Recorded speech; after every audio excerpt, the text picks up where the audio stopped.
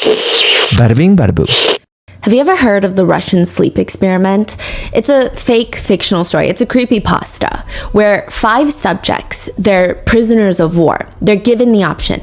You can take part in our sleep study where you will be awake for 30 full days. You don't get an inkling of sleep for 30 days, a month. And if you survive, if you make it to the end, you can be free. We're not going to hold you prisoner anymore. You can walk out of here and nobody is going to hurt you. It's a singular month in exchange for the rest of your life. Why would you not take it? The experimenters, the researchers, they developed this special gas that's going to prevent the subjects from falling asleep. And the first 5 days, everything goes well. They hardly complain. They're like, this is the best thing ever. We're going to be free in 25 days. After the first 5 days, the subjects start exhibiting severe paranoia. They stop talking to each other. Their only companions in the entire study, they turn on each other.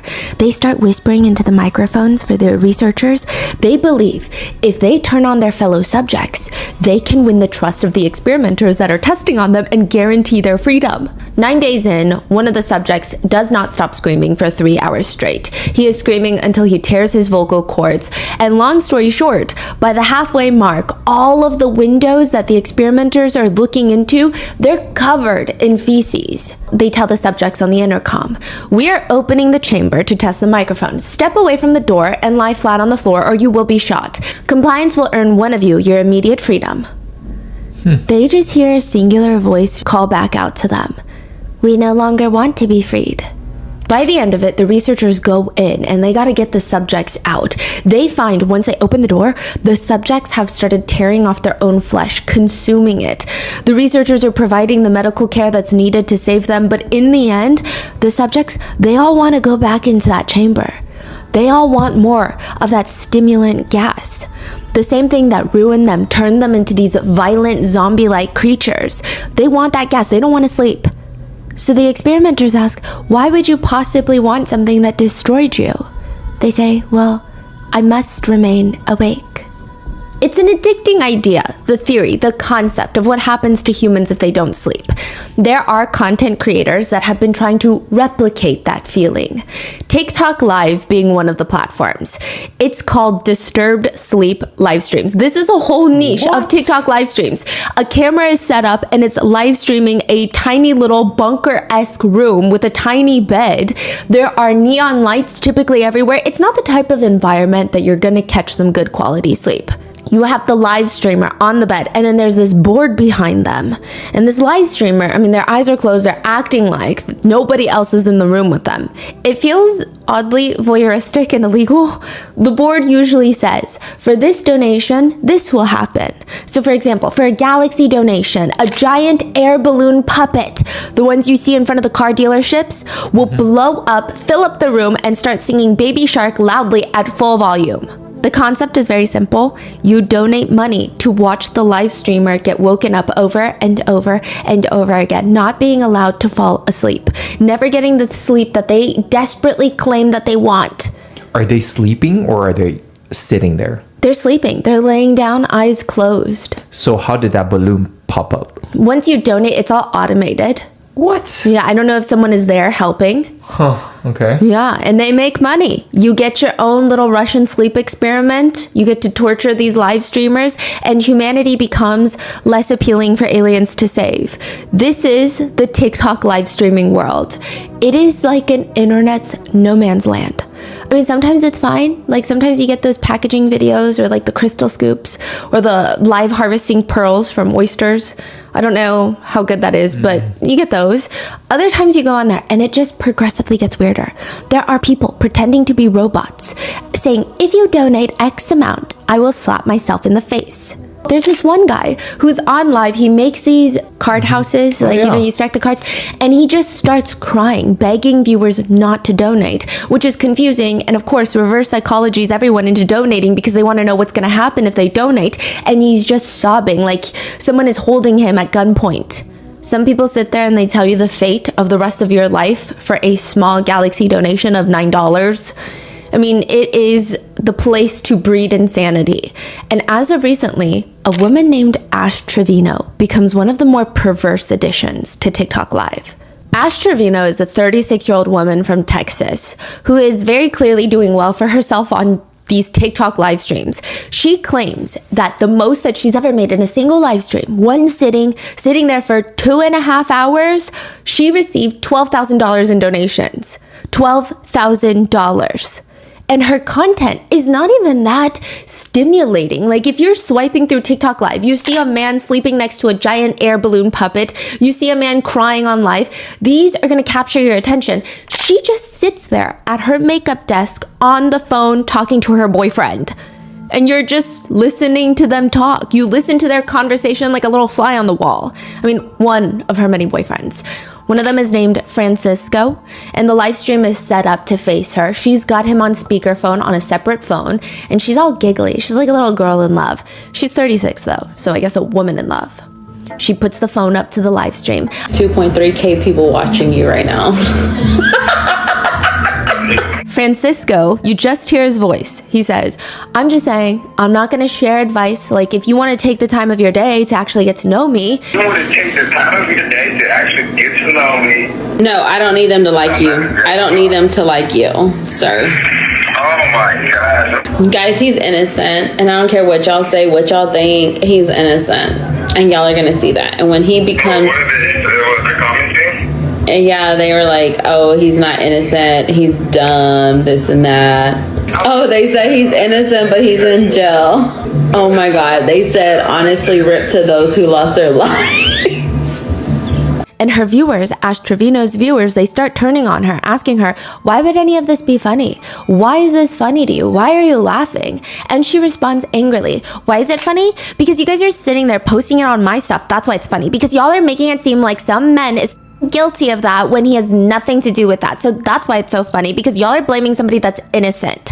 Like, y'all don't even know the whole freaking story, bro. Y'all see what y'all hear and what y'all read, and it's not even the truth. Like, I don't care. I don't care. Which has people begging the question, what did he do? What is he innocent of? March 28th, 2018, 9:30 p.m. The King County Sheriffs are called to this apartment complex. It's a big apartment complex. It's one of those where you have multiple different units, multiple different buildings and facilities.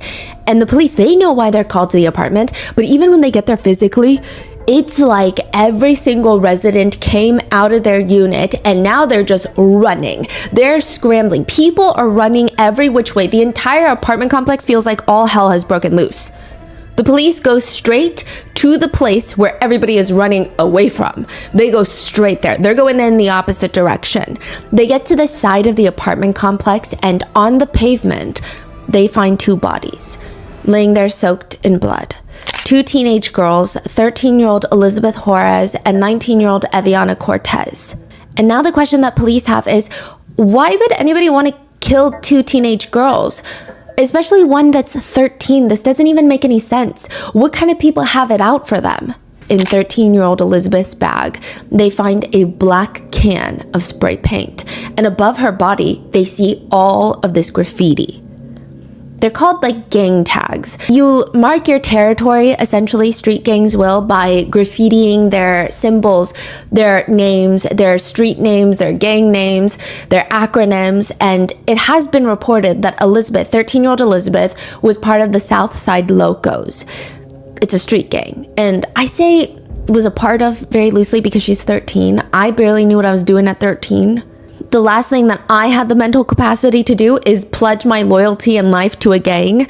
But apparently, she had seen that a rival from an opposing gang, their rival street gang, was moving into their apartment complex. And prior to moving in, they had come in and graffitied their name, ULK, all over the apartment complex. So as the rival gang member, she goes and she just starts crossing it out. She crosses out their acronyms, crosses out their names, and that is perceived to be a direct threat. Somebody sees her doing this.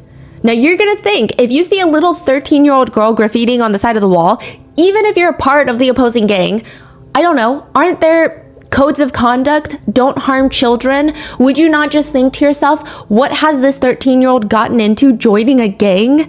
But no, she is shot and killed. Along with her, Eviana Cortez, who just happened to be there that day. She had nothing to do with the graffiti. Elizabeth is shot in the back of the head and the back of the left thigh. Eviana is shot 4 times to her stomach, leg, and left ear. They are both pronounced dead at the hospital. So he lives there and he just walked out and opened fire? In a car. Yeah. Wow. That is Francisco, and that is what he is in jail for. This is the person that TikToker, if you can even call her that, viral train wreck, Ash Trevino, is dating and is live streaming, talking to on the phone while he's in prison for these crimes. They said RIP to the people who lost their lives, and she's cackling. She claims that he's innocent, but is he really? 19 shell casings were found at the crime scene, and Francisco's DNA was found on those shell casings. In Francisco's apartment, they find a revolver, a 9mm magazine matching the shell casings left at the crime scene. They find a laser sight for a handgun to help aim. They find loose ammo as well as writing that confirmed Francisco's gang affiliation. They find messages and photos referencing the double homicide on his phone. In one video that Francisco takes, he is at the memorial for both of his victims. This is days after the murder, allegedly saying, "Man, shows you the repercussions when you f with a G-man. You already know what it is." ULK, his gang name. It is believed that he sent this video to fellow gang members on Snapchat. They also found messages from another gang member to Francisco, sending a picture of Elizabeth with the words "RIP little one," to which Francisco's account responds, "That bitch." 13-year-old. But another aspect to this case that makes people feel like, yeah, sure, but he's definitely guilty. He's got quite a list of crimes that he's been convicted for aside from the double homicide.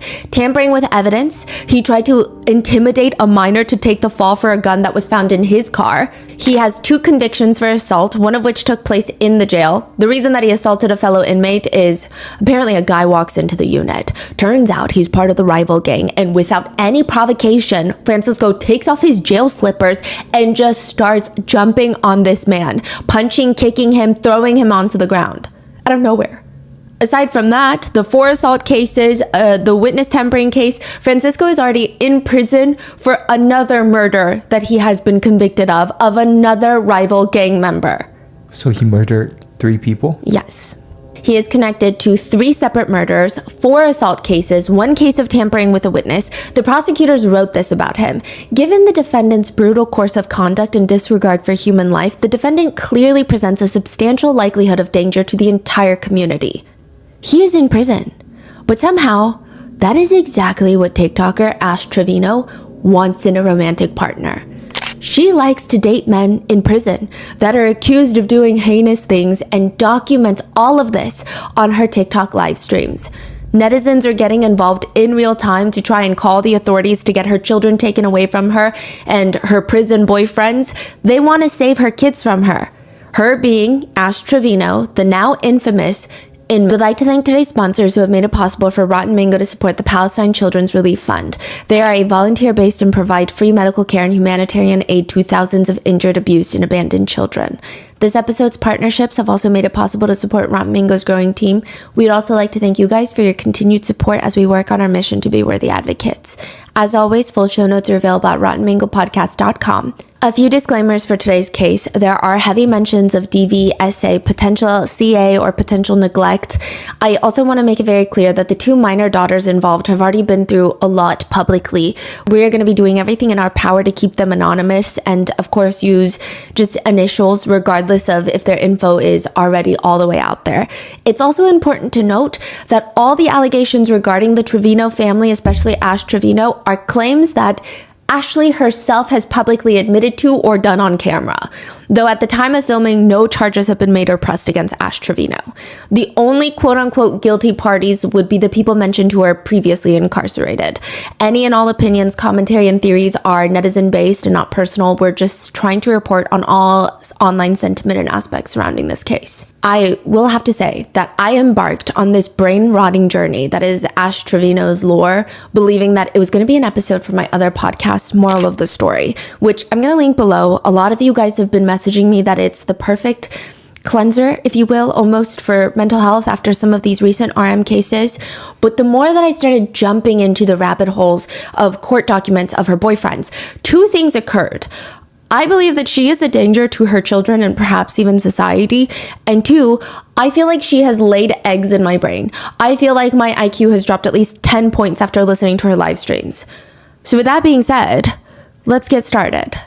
In the past few weeks, the internet has collectively band together to get a CPS case opened on a TikToker named Ash Trevino.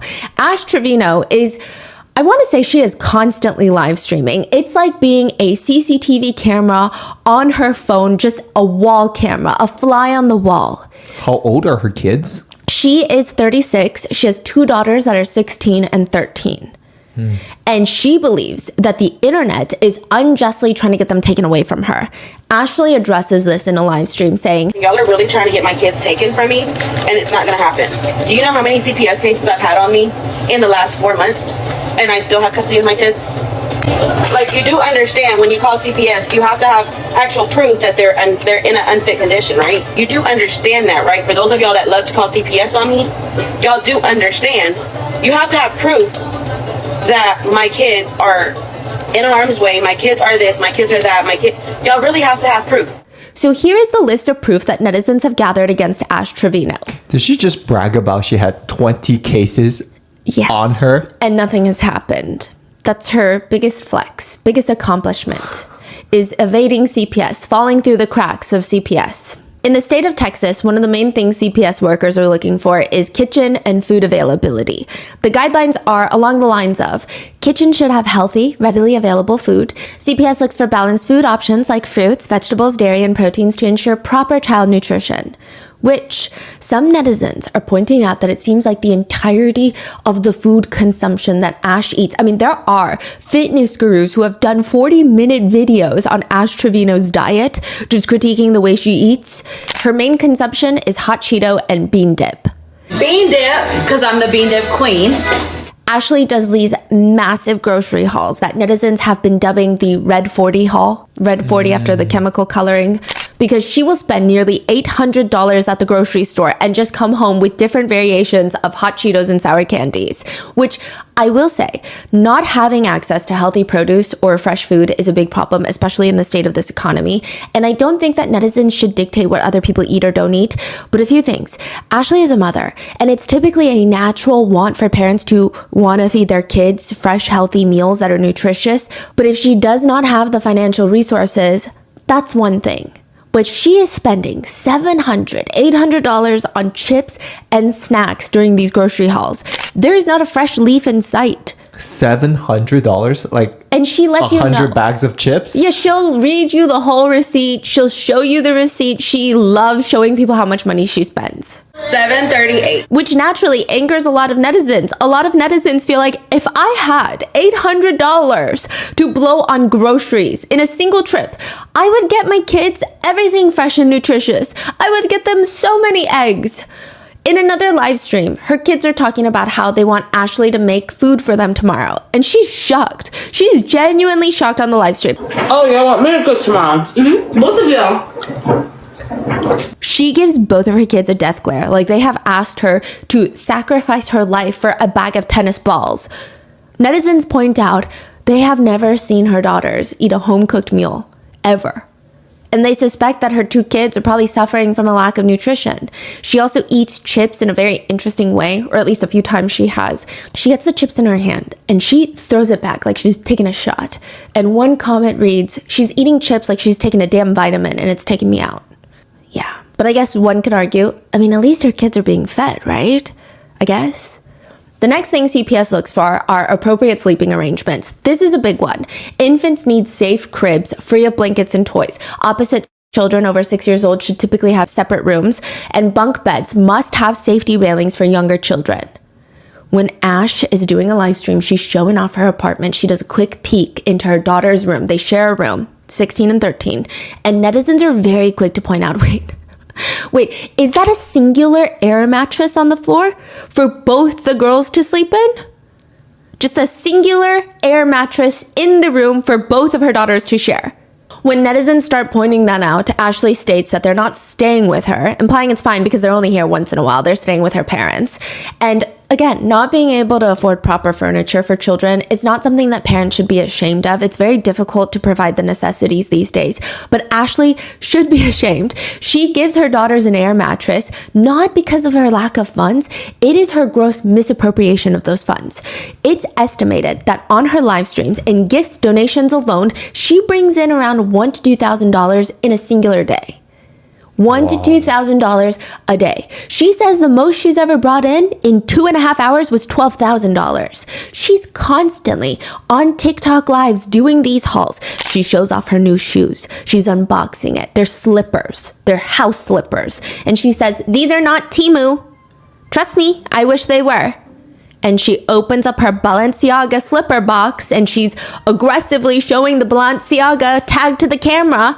All my name brand stuff is actually name brand. Even when she does a makeup haul, she's insufferable. She says, I only spent $395 at Ulta. I was just putting things in the bag. I wasn't even looking at the prices. I literally thought that I was gonna spend $1,000, but no, I only spent like $400.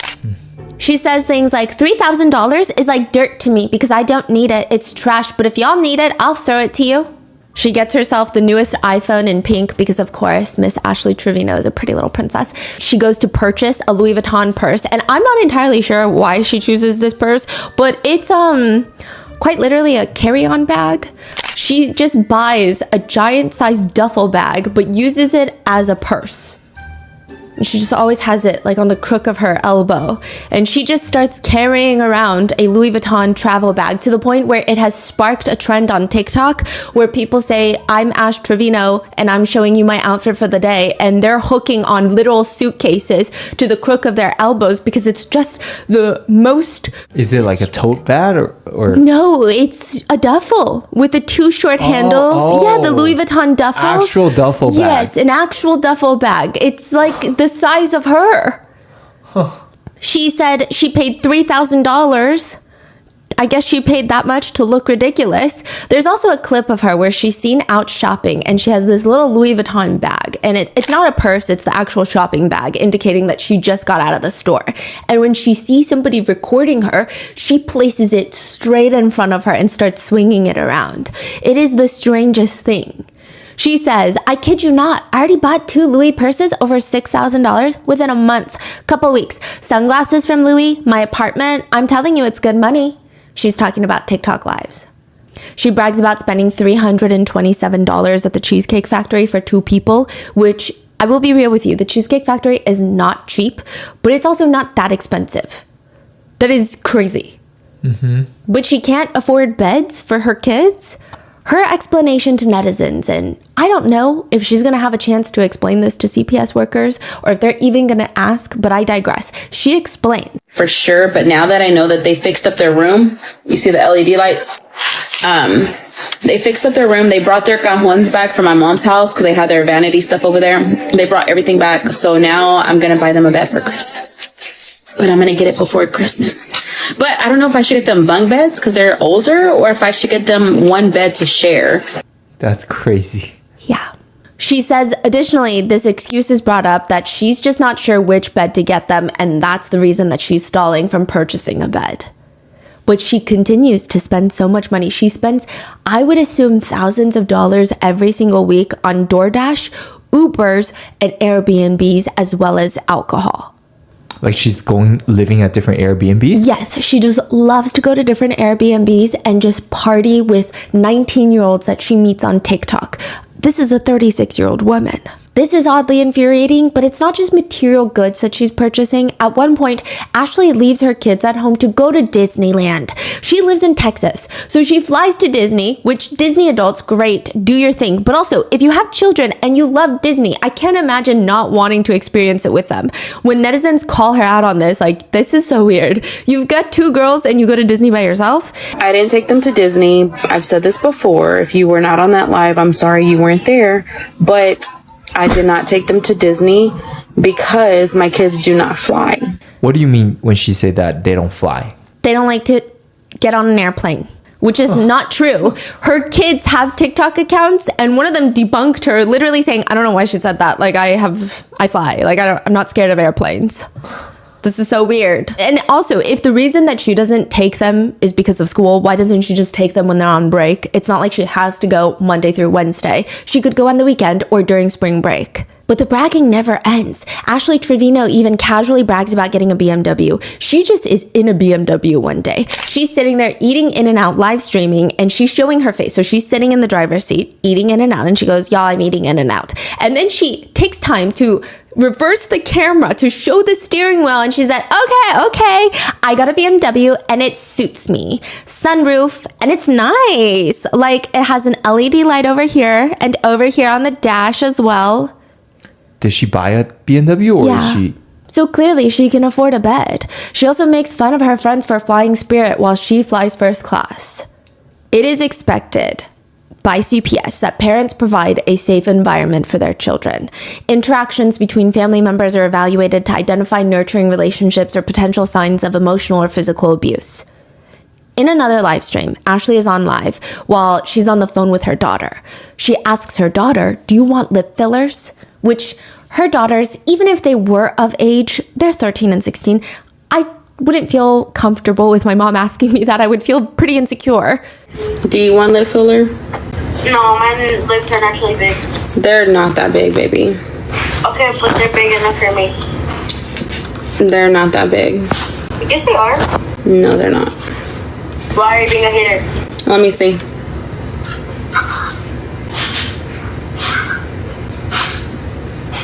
They look like the same size as yours. No, they don't. Mom, yes, they do. And no, they don't. She's FaceTiming her daughter and smirking on the camera at her own daughter's lips, and she's scoffing. In a separate live stream, she's on FaceTime again with her daughter, and her daughter says, my nose is so perfect. This is a little taken out of context, and I'll explain, but it has gone viral. Yeah, my nose is so perfect. No, your nose is not perfect. Your nose ain't either. Bye. Now, to be fair, this is because her daughter did get a nose piercing, and this is the FaceTime where she reveals it to her mom. So she does have some right, I guess, to be angry, but not really, because she's not mothering them well anyway, regardless. But netizens don't think that makes this any better. This is the same woman that on live stream, she called her own two daughters slurs while laughing. Such as? Slurs targeted towards the Mexican community. In another clip, she's talking to her kids and they're arguing. I have an A+ in every class. No, you don't. No, you don't. No, you're not. You're not. You're probably barely gonna pass anyway, literally. To which comments read, who needs enemies when you have a mom like Ash Trevino? But it's not even just the emotional abuse, because there are so many different pillars on how you take care of children. You can't even just physically provide the necessities. You have to emotionally be there and physically be there for them. Her younger daughter, E, has to go to the hospital one day. They already made it back home. She's on live stream, and Ashley, instead of taking her, jumps on another TikTok live and says, guys, this is my sickly baby. That's the one that I have to go take to the hospital and go get tested in a couple weeks. I'm not going to explain nothing else because she doesn't want me to. Mere minutes later, I don't even think 10 minutes have passed. She says, if y'all want me to tell you about my baby girl's health, go ahead and send the galaxies. Galaxies being $15 donations on TikTok, because there's tiers to the donations. If y'all want me to tell y'all about my baby girl's health, go ahead and send the galaxies. She's willing to sell her daughter's medical history for the highest bidder. In another moment that might end up in a CPS file somewhere, Ashley's live streaming. She's walking into her room dancing to her song called Nunu. We're gonna get into that. One of her daughters is throwing up in the hallway. She tells her mom, I just threw up. Mom, I just threw up. You just threw up? Why? I just threw up. You're Let lying. me throw. She turns around and keeps dancing. Mom, I threw up. Why are you dancing? She's dancing? Yes. Alexa, stop. Bro, I was jamming to Nunu. Netizens are commenting, the fact that her first instinct is to accuse her of lying? She treats her daughters like they're just roommates in their own home, like there's no relationship between them. For Thanksgiving, for example, Ashley drives her kids. These are the netizens are compiling on Reddit all the things that they want to send to CPS. They're like mass reporting her to CPS. For Thanksgiving, Ashley drives her kids 8 hours to El Paso, Texas, where she's going to stay with who she calls her tia. Tia meaning auntie in Spanish. But this is not Ashley's auntie. This is not the kids' tia. This is a random person that Ashley has met on the internet that she calls auntie. She's not been invited to her own parents' Thanksgiving, so she's going to a random person that she met online to her home, bringing her kids all the way to El Paso, Texas on Thanksgiving, leaving them sick and alone in the Airbnb. She's like, go order DoorDash for Thanksgiving. I'm gonna go get drunk at the bars. And she's live streaming all of this. Wait, I'm so sorry. It's Thanksgiving. You're Yeah. going to the stranger's house. Yeah, and then so she rented an Airbnb in El Paso, Texas, and she goes to El Paso to meet up with her auntie that is a stranger that she meets online. She brings her kids, throws them into the Airbnb, and is like, here, order DoorDash because I'm about to go out with the auntie that I met on TikTok and a bunch of her friends. Oh. On Thanksgiving, she's like, just order whatever you want. But it's already not a good look, but it gets worse. While she's posting in El Paso, because she does not understand that live streaming does not mean that you have to stream the entirety of your life, she starts posting about being in El Paso. Another creator on TikTok sees this and posts a TikTok where she is tying her hair up into a messy bun, and she says, when you find out Ashley Trevino is in El Paso, indicating she's trying to fight Ashley Trevino. Ash, a full mother of 2, starts mocking the creator on her live stream. She's like, when you find out Ash Trevino's in El Paso, I'm in El Paso and I'm gonna your baby daddy. What are you gonna do? She proceeds to tell the girl, then pull up then, and gives out the very specific bar that she will be visiting later that night. She begs the creator to pull up because the creator is GHETTO and they're in the rich neighborhood and the cops are gonna take care of her. Ashley is live streaming at the bar, and I'm not entirely sure why she looks so surprised when the creator that she has been taunting the entire night does indeed show up to the bar. Since she's pretty much given out her GPS coordinates and everything, she's just sitting there while the other creator is saying, you asked me to pull up, you asked me to pull up, and now you don't want to say anything, you asked me to pull up. The situation escalates to some mediocre hair pulling before everybody is kicked out of the establishment. The other creator goes on live to talk about what happened, and she says, this is me. I was like, so you tell me to pull up? You tell me to pull up? And Ash starts getting up. So I went and I grabbed her hair. I snatched that. Bro, tell me why her hair feels like grass, bro. I grabbed it and it ripped off. Ash is later live streaming, brushing her hair with her fingers, saying, I don't even have my bobby pin anymore. I think she took it. I really do think she took it like for an autograph or something because I don't have it anymore. You would have thought like a that didn't like me was gonna swing. She would have swung at the okay? This pulls my hair. Like it's the first reaction this does. And I'm like, she pulled my hair. And this is fat as this is really fat. She's saying all of this in the car while the stranger that she met on TikTok, the auntie, is driving. But now, to some extent, this auntie is intoxicated. They were live streaming in the bar where viewers clearly see her drinking. So now the drinking and driving is being live documented. When they get back to the auntie's house, the kids end up coming there, and E, the younger daughter, is not feeling well. She feels sick, she wants to throw up. On top of that, she's likely stressed and freaking out, or at least anxious about the bar fight that Ashley got into because she tells Ashley, I saw the video of what happened at the bar, like I was watching the live. And if you're wondering, how do I know all of this? It's because Ashley is still live streaming right now at the auntie's house.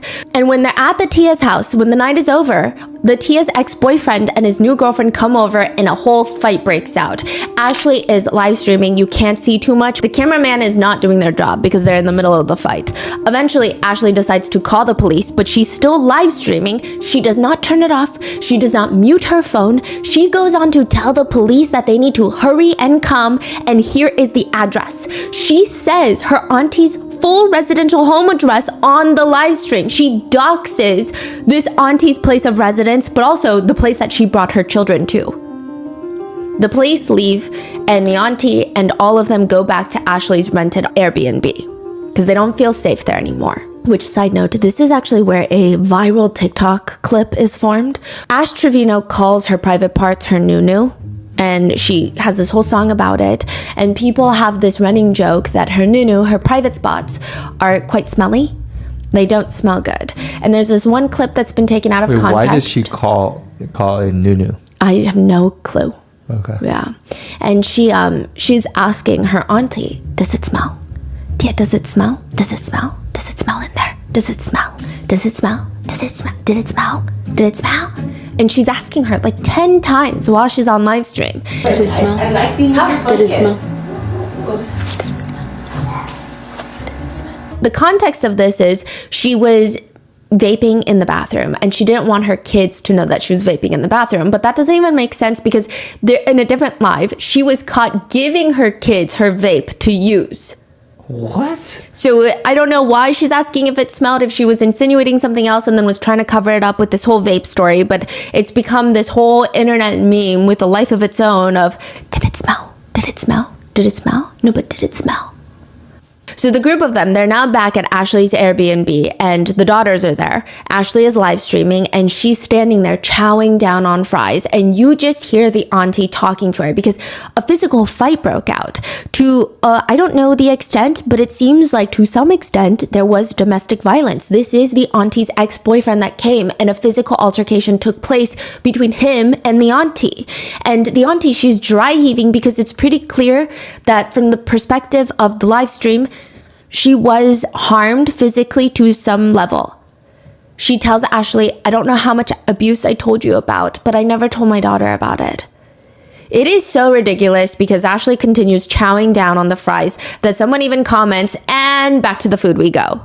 The El Paso incident, it becomes dubbed that in the Ash Trevino lore, is just this incredibly idiotic and unsafe situation. The drinking and driving, obviously, but also the fact that Ashley is egging a stranger to come and fight her, even though her kids are in town. She doxes her auntie. She confronts the stranger at the bar. I mean, there's so much going on and it's just flat out dumb. But the most mind-numbing thing, the most mind-numbing part of all of this is this isn't even the first time that somebody pulls up to fight Ashley. She has been through this whole rodeo before. Ashley has started getting herself into altercations with other TikTokers, one of them being a creator by the name of Tampa Bay, who has taken the initiative to create a GoFundMe to support her travel fees to go to Ashley's home to physically assault her and pull up, which I like to mind my own business most of the time. I don't know the first thing about Tampa Bay, but I do know that Ashley should understand that whatever she is doing online is going to come back to her kids. There are creators out there that are wanting to find Ashley's home and confront her home where her kids often stay. It's a dangerous situation overall. Ashley would even tell Tampa Bay, pull up to my house then, pull up. Tampa Bay said she was gonna come in 5 weeks. I'll be waiting. Tampa Bay does in fact pull up. Thankfully, the kids are fine. Well, fine in that situation, but Ashley has repeatedly doxed her home address with no regard for her kids' safety. There have been incidents where the children, have noticed strange cars driving around, scoping out their house, and naturally they get very concerned, they get very anxious, very worried, they call the police. The two daughters and Ashley are home. Ashley is home. The guardian is home. The police arrive, they have to take a report. Ashley lets her two girls talk to the police officer while she stands there, pointing her finger in the air, holding up her phone. She's in the midst of a very intense, cutthroat TikTok battle. This is how she signals donate, donate. So you know TikTok battles, you see the lifeline go up and you're trying to get donations to beat the other creator. You have to keep doing some tapping motion to indicate like donate, donate, donate. This is her favorite thing, to tap in the air. And that means donate to me, donate to me. And she's tapping. I mean, nothing, not even her safety, her children's safety is going to get in the way of her getting those freaking galaxies. She goes out to the front to get a view of the cop car. She's showing this in the back, the officer, and she's whispering, double it, double it, double it, double it, double it, double it, come on, double it, double it, double it. Is she whispering or? Yeah, but I'm sure the officer can hear her. What the fuck? Yeah. In another clip, she tells the live that her daughter has a burn, and she asks, what can I put on their burn? She's on the phone with her friend who says, I really think you should take your daughter to urgent care if it's bad. Can you send me a picture of it? Then I'm gonna have to get a freaking Uber. Okay, just because you have to get an Uber doesn't mean you shouldn't take her to the freaking urgent care. I know, but I have to get up early tomorrow. So now she is physically neglecting her children as well. But it does get worse.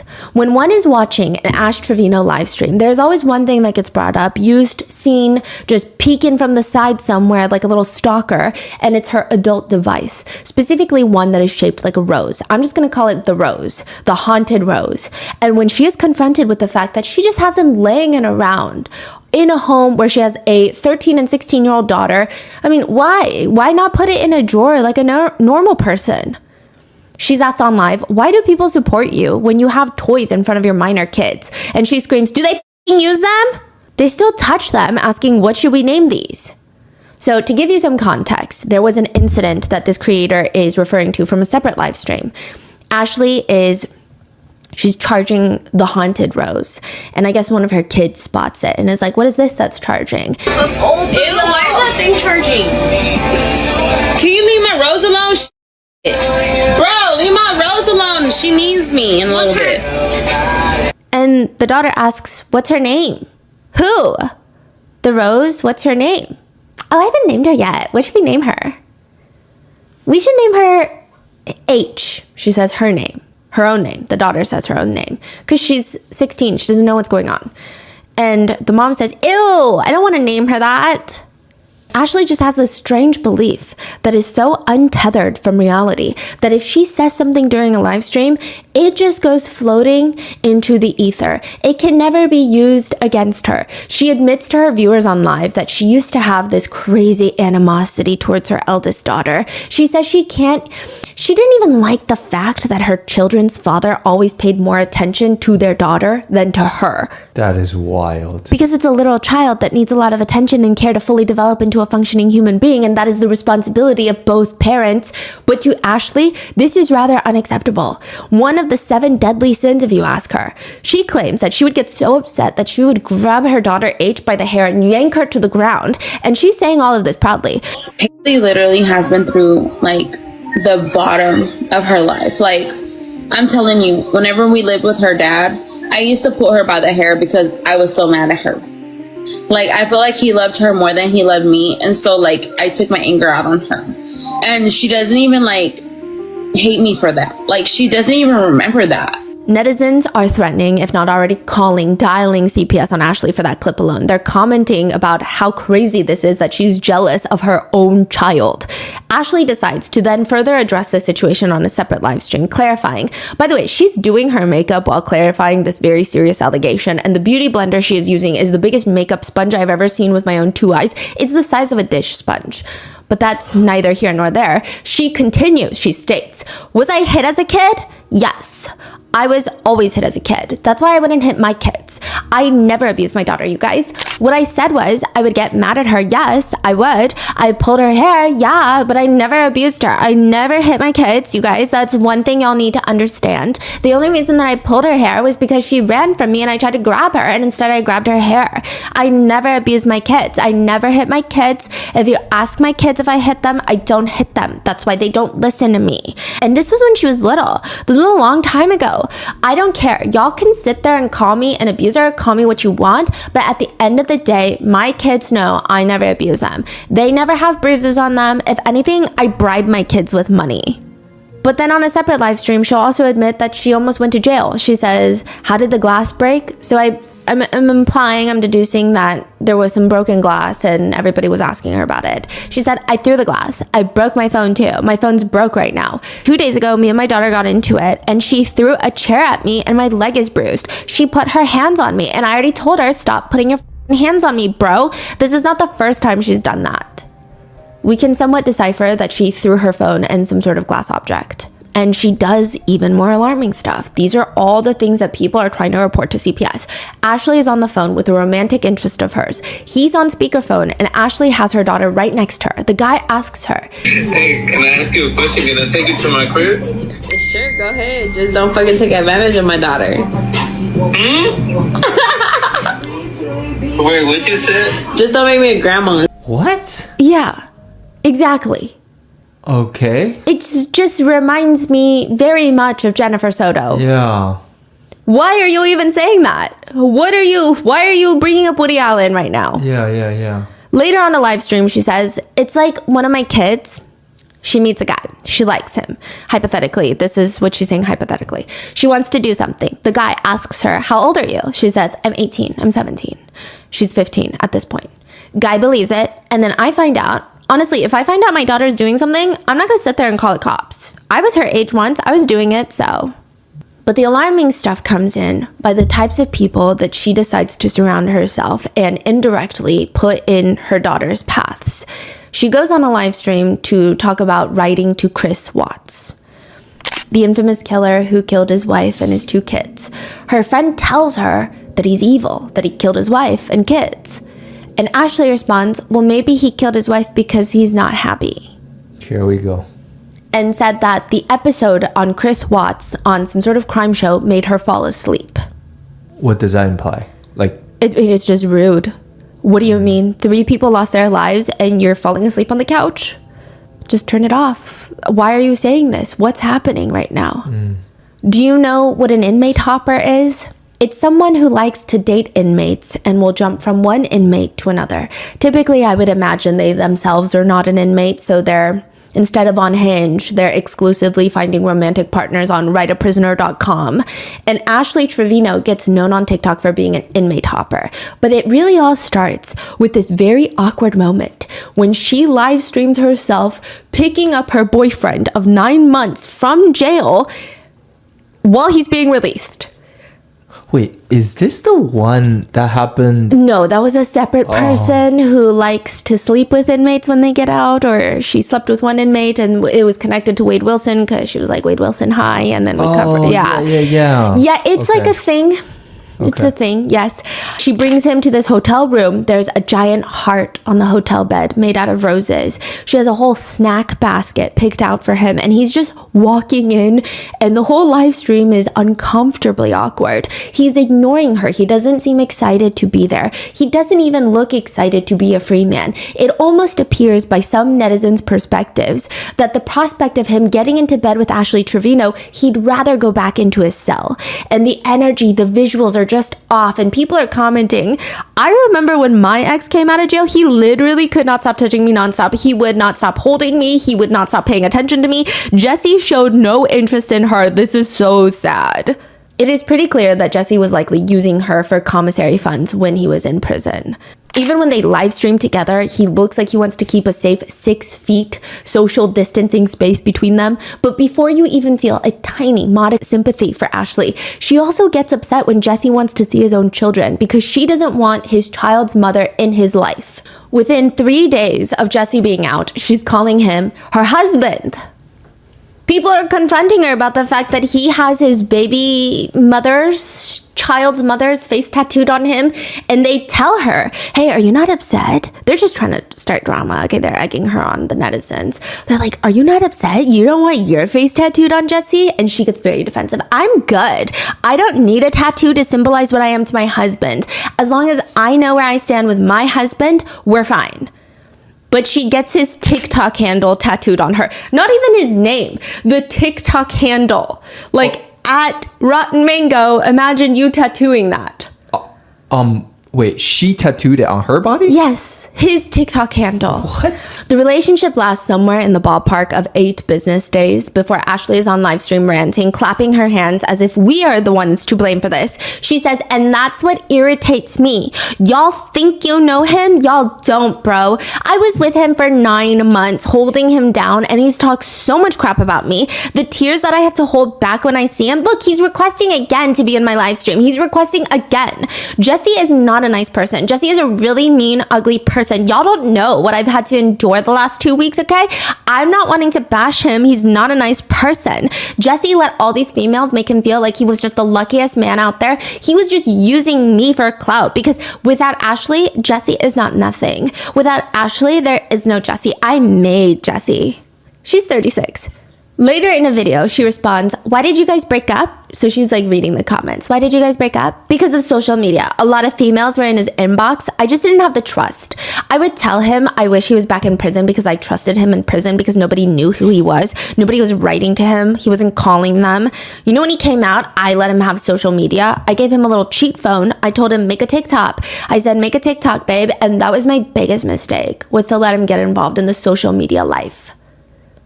How many followers does she have?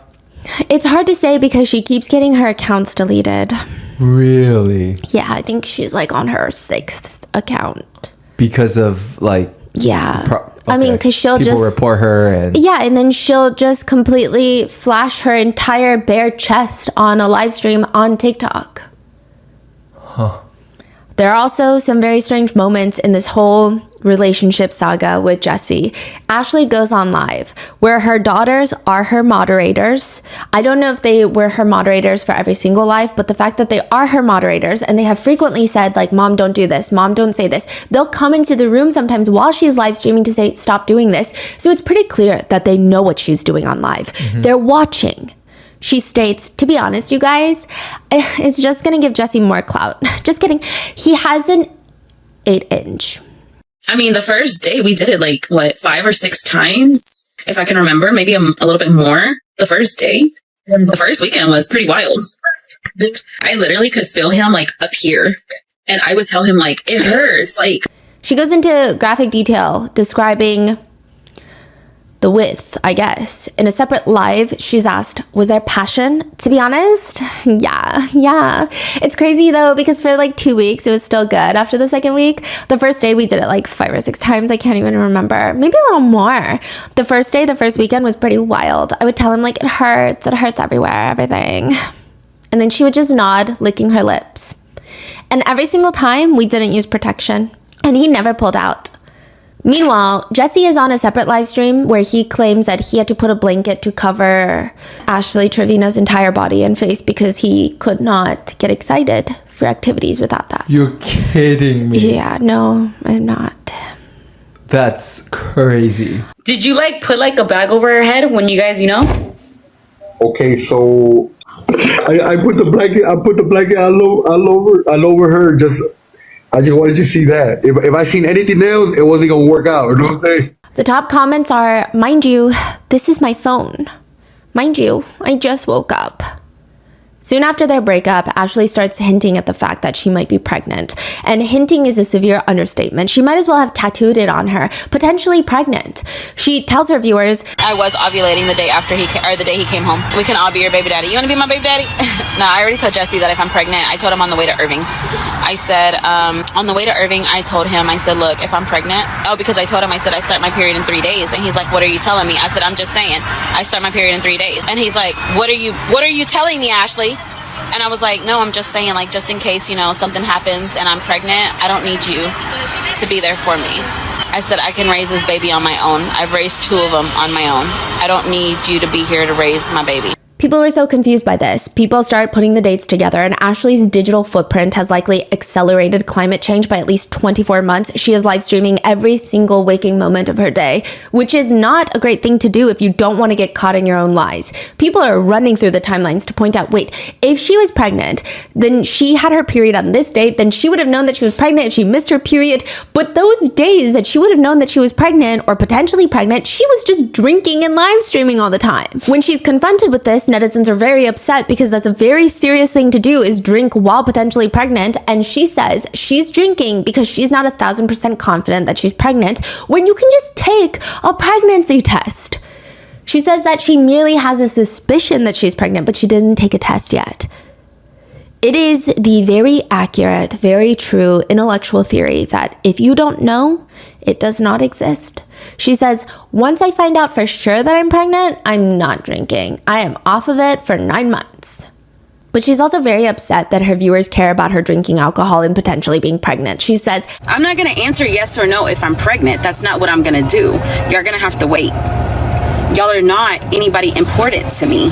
So for me to just sit here and say, no, I'm not pregnant. Yes, I'm pregnant. Y'all are not important to me. I don't even know you. Very quickly, the newfound pregnancy becomes Ashley's entire personality. She streams, y'all, I have never been so scared to bring a baby into this world. Because when I brought them to, I was with their dad. Me and their dad were married each time. They were planned. This one was planned too, but I'm not with Jessie no more, and I'm scared. I'm scared. Wait, is she pregnant or? We don't know. She's just like crying about it. Yeah. In another live stream, though, she complains, Today, my back has been killing the fuck out of me. Like, I told Lisa, I said, girl, I feel like I'm about to start my period. And I just got off my period. and everyone's like, how would you just get off your period if you're potentially pregnant? Eventually, the story becomes too ridiculous to sell. I mean, at some point, even the trees in your backyard are going to start putting 2 and 2 together, like none of this is making any sense. And ultimately, she addresses the pregnancy situation by saying, "Were you ever pregnant? Yes, unfortunately, I was. But the stress gets to you. So unfortunately, I was. And I was very sad, but I was happy at the same time." Hinting at the fact that she suffered from a miscarriage from the stress. The comments read, "She reminds me of one of those high school girls that would say that they're pregnant for attention and then end up, quote, losing the baby." But later on, Jesse explains in a live stream that Ashley terminated the pregnancy, or at least that's what he thought, that she did not suffer from a miscarriage. To which Ashley responds on live, Nobody was supposed to know that I had an abortion. And he literally just told everybody that I had an abortion. But I had an abortion because I didn't want to have his baby. Hey, Daddy. I absolutely believe in my freedom of choice as a woman, but I think the difference between having it be a choice versus having a miscarriage are completely separate things, especially in this situation. She originally claimed that she lost her baby due to stress, and that is not a choice. Netizens were obviously sympathizing with her after that, and even had she said, "I made the choice to do this because I don't think I'm going to be a fit parent to a newborn right now," I mean, I guess it depends on everybody's beliefs, but I think that's perfectly normal. But netizens were obviously sympathizing with her, donating so much more to her because they thought that she had suffered this very traumatic thing that a lot of netizens can relate to. But it was a lie. In another clip, she says, He's just mad because I aborted our baby. I never wanted to have his kid anyways. I'm literally glad I got rid of our baby. I didn't want nothing from you. What makes this even worse is the fact that in a separate live stream, this is when she was telling the whole world and everybody's mother that she might be pregnant. She says, "If I'm pregnant, I'm keeping the baby. I already told my kids. I told them, there's a possibility." So she's getting her minor children emotionally and potentially just mentally involved in this. With Jesse's relationship with Ash Trevino, that's where she really starts gaining a lot of TikTok fame. But people find out this is not her first relationship with an inmate. In fact, there was a previous one that she documented heavily through Instagram by the name of Isaiah Gonzalez. This was her previous husband that was in prison. She'd introduced her children to them. She had brought her 2 very young daughters. At this point, the eldest was about 10 years old, when she brings them to prison to meet this prisoner that she has now decided to marry. How do we know about this? She has documented it all over Instagram and then slowly starts talking about it on live. So through her Instagram, we find out that she's posting pictures of the girls visiting Isaiah Gonzalez. And she writes, "We had a great visit today and so blessed that both of our girls were able to go see daddy. This is the part that is so sick and twisted. This is not the girl's biological father." But she almost convinces them, or maybe she's telling them to call him daddy, or is convincing them that this is their new daddy. I don't know. She writes, "You can see the happiness on his face. Our first family picture, only one more glass visit until he gets to hug us all." Which I'm not sure you should be taking your children to prison to hug random inmates, but she even introduces Isaiah as the youngest's daddy to the world. She keeps doing this. She's saying this is E's daddy, but he's not. He's not biologically her dad. He's not her dad anything. She posts more pictures of them meeting in prison. They're holding up hand hearts. She's hashtagging it Going Gonzalez because she's trying to marry him and his last name is Gonzalez. And ma'am, this is not a reality show. She'll hashtag Love on Lockdown. My heart is in Iowa Park, which is where his prison is located. But should her heart not be at home with her own 2 children? She posts another one where Isaiah is holding E, her youngest daughter, in his arms, physically, during visitation. She captions it, "Today we had the best visit with my husband and her daddy. It's always hard leaving him behind." Again, this is not E's biological father, let alone her daddy, her dad. This is just some random inmate. Love all the time we get with him, and his smile says it all. Just a daddy and his baby girl. It's sad when she runs back for one more hug before we leave, but their bond is unbreakable. I do want to preface this by saying, I think with the way America likes to incarcerate people for just pretty much everything, there are people in prison for possessing weed. There are people in jail for allegedly being involved in an incident involving the United Healthcare CEO. There are a lot of reasons that people are incarcerated that a lot of people might not necessarily think they should be incarcerated for. I think that for a lot of inmates, having a strong support system outside of prison waiting for them when they get out, it does help rehabilitate them. Again, I'm talking for drug possession charges, things of that nature, health insurance fraud related charges involving massive healthcare companies, things of that nature. I think it's important for these people to have support, and I have a lot of respect for their partners and families that give them that while they're still being part of society and having to deal with the stigma of having a loved one in prison. However, finding inmates to date because you like the idea of being a prison wife is beyond my level of comprehension. Ashley posts on Instagram, August of 2019. She posts 2 pictures captioning, "Life had us in different paths, but just know he makes me happy and he asked me to marry him and I said yes. I am future Mrs. Gonzalez." She goes on this whole rant. For those of y'all that know, y'all know, LOL. And for those of who don't know, now y'all do. People are going to judge us, but like we say, screw what y'all think. I have been here for him and plan to continue that throughout his entire journey that God has given us. Yes, he is away from me, but these years will go by so fast and I can't wait to become Mrs. Gonzalez. If y'all don't like us being together, then feel free to delete me, but he wanted me to let everybody know that he is mine and I am his. And for those of y'all that don't know, he asked me to marry him and got the blessings we needed to move forward with that. By the way, don't let those hate letters think it's gonna stop us. Soon, being a prison wife becomes her whole DNA profile. She posts, "I'm a prison wife. My relationship is based on letters, time-restricted phone calls and visits that are few and far between. I'm judged for staying with a man that I could never imagine leaving. I go to bed alone every night and hold it down on the outside while he comes home. I never know when he'll be involved in a riot or moved far away from me. Despite all of this, he is worth the wait." So do we know what was his... We're about to get there, yeah. She shows off sending 120 pictures, which I can only imagine they're X-rated pictures. She likes to say things like, being a prison wife is expensive, and I'm realizing that now because not only do I have my own bills, I still help him. He doesn't ask me for money though. It's just one thing that if I do, it's because I want to. I feel like it's my responsibility as a prison wife. Which, side note, a lot of inmates have stated that when it comes to picking a pen pal, if they have a choice, they do not go for the girls that are aesthetically conventionally the most attractive. They will go for the ones that they believe are the most desperate, the one that is craving a compliment, dying for attention, because that is who is going to put money in their commissary. It's like a job. You want minimum effort, maximum financial reward. They sit there, write letters, it takes time, but the inmates have time and they get taken care of through financial ways. I don't think Ash Treviro will agree with this sentiment. Yeah, she might think that she is the love of their life, the apple to their eyes. They're all peas in a pod. And if you send pictures, like Ash Trevino has sent 120 plus pictures in one go to be exact, they will 99% of the time pass around those pictures. It is said that they have no respect for any of these. I mean, maybe if an inmate was with their partner before going to jail, they perhaps don't want to share those pictures, but they will pass around pictures.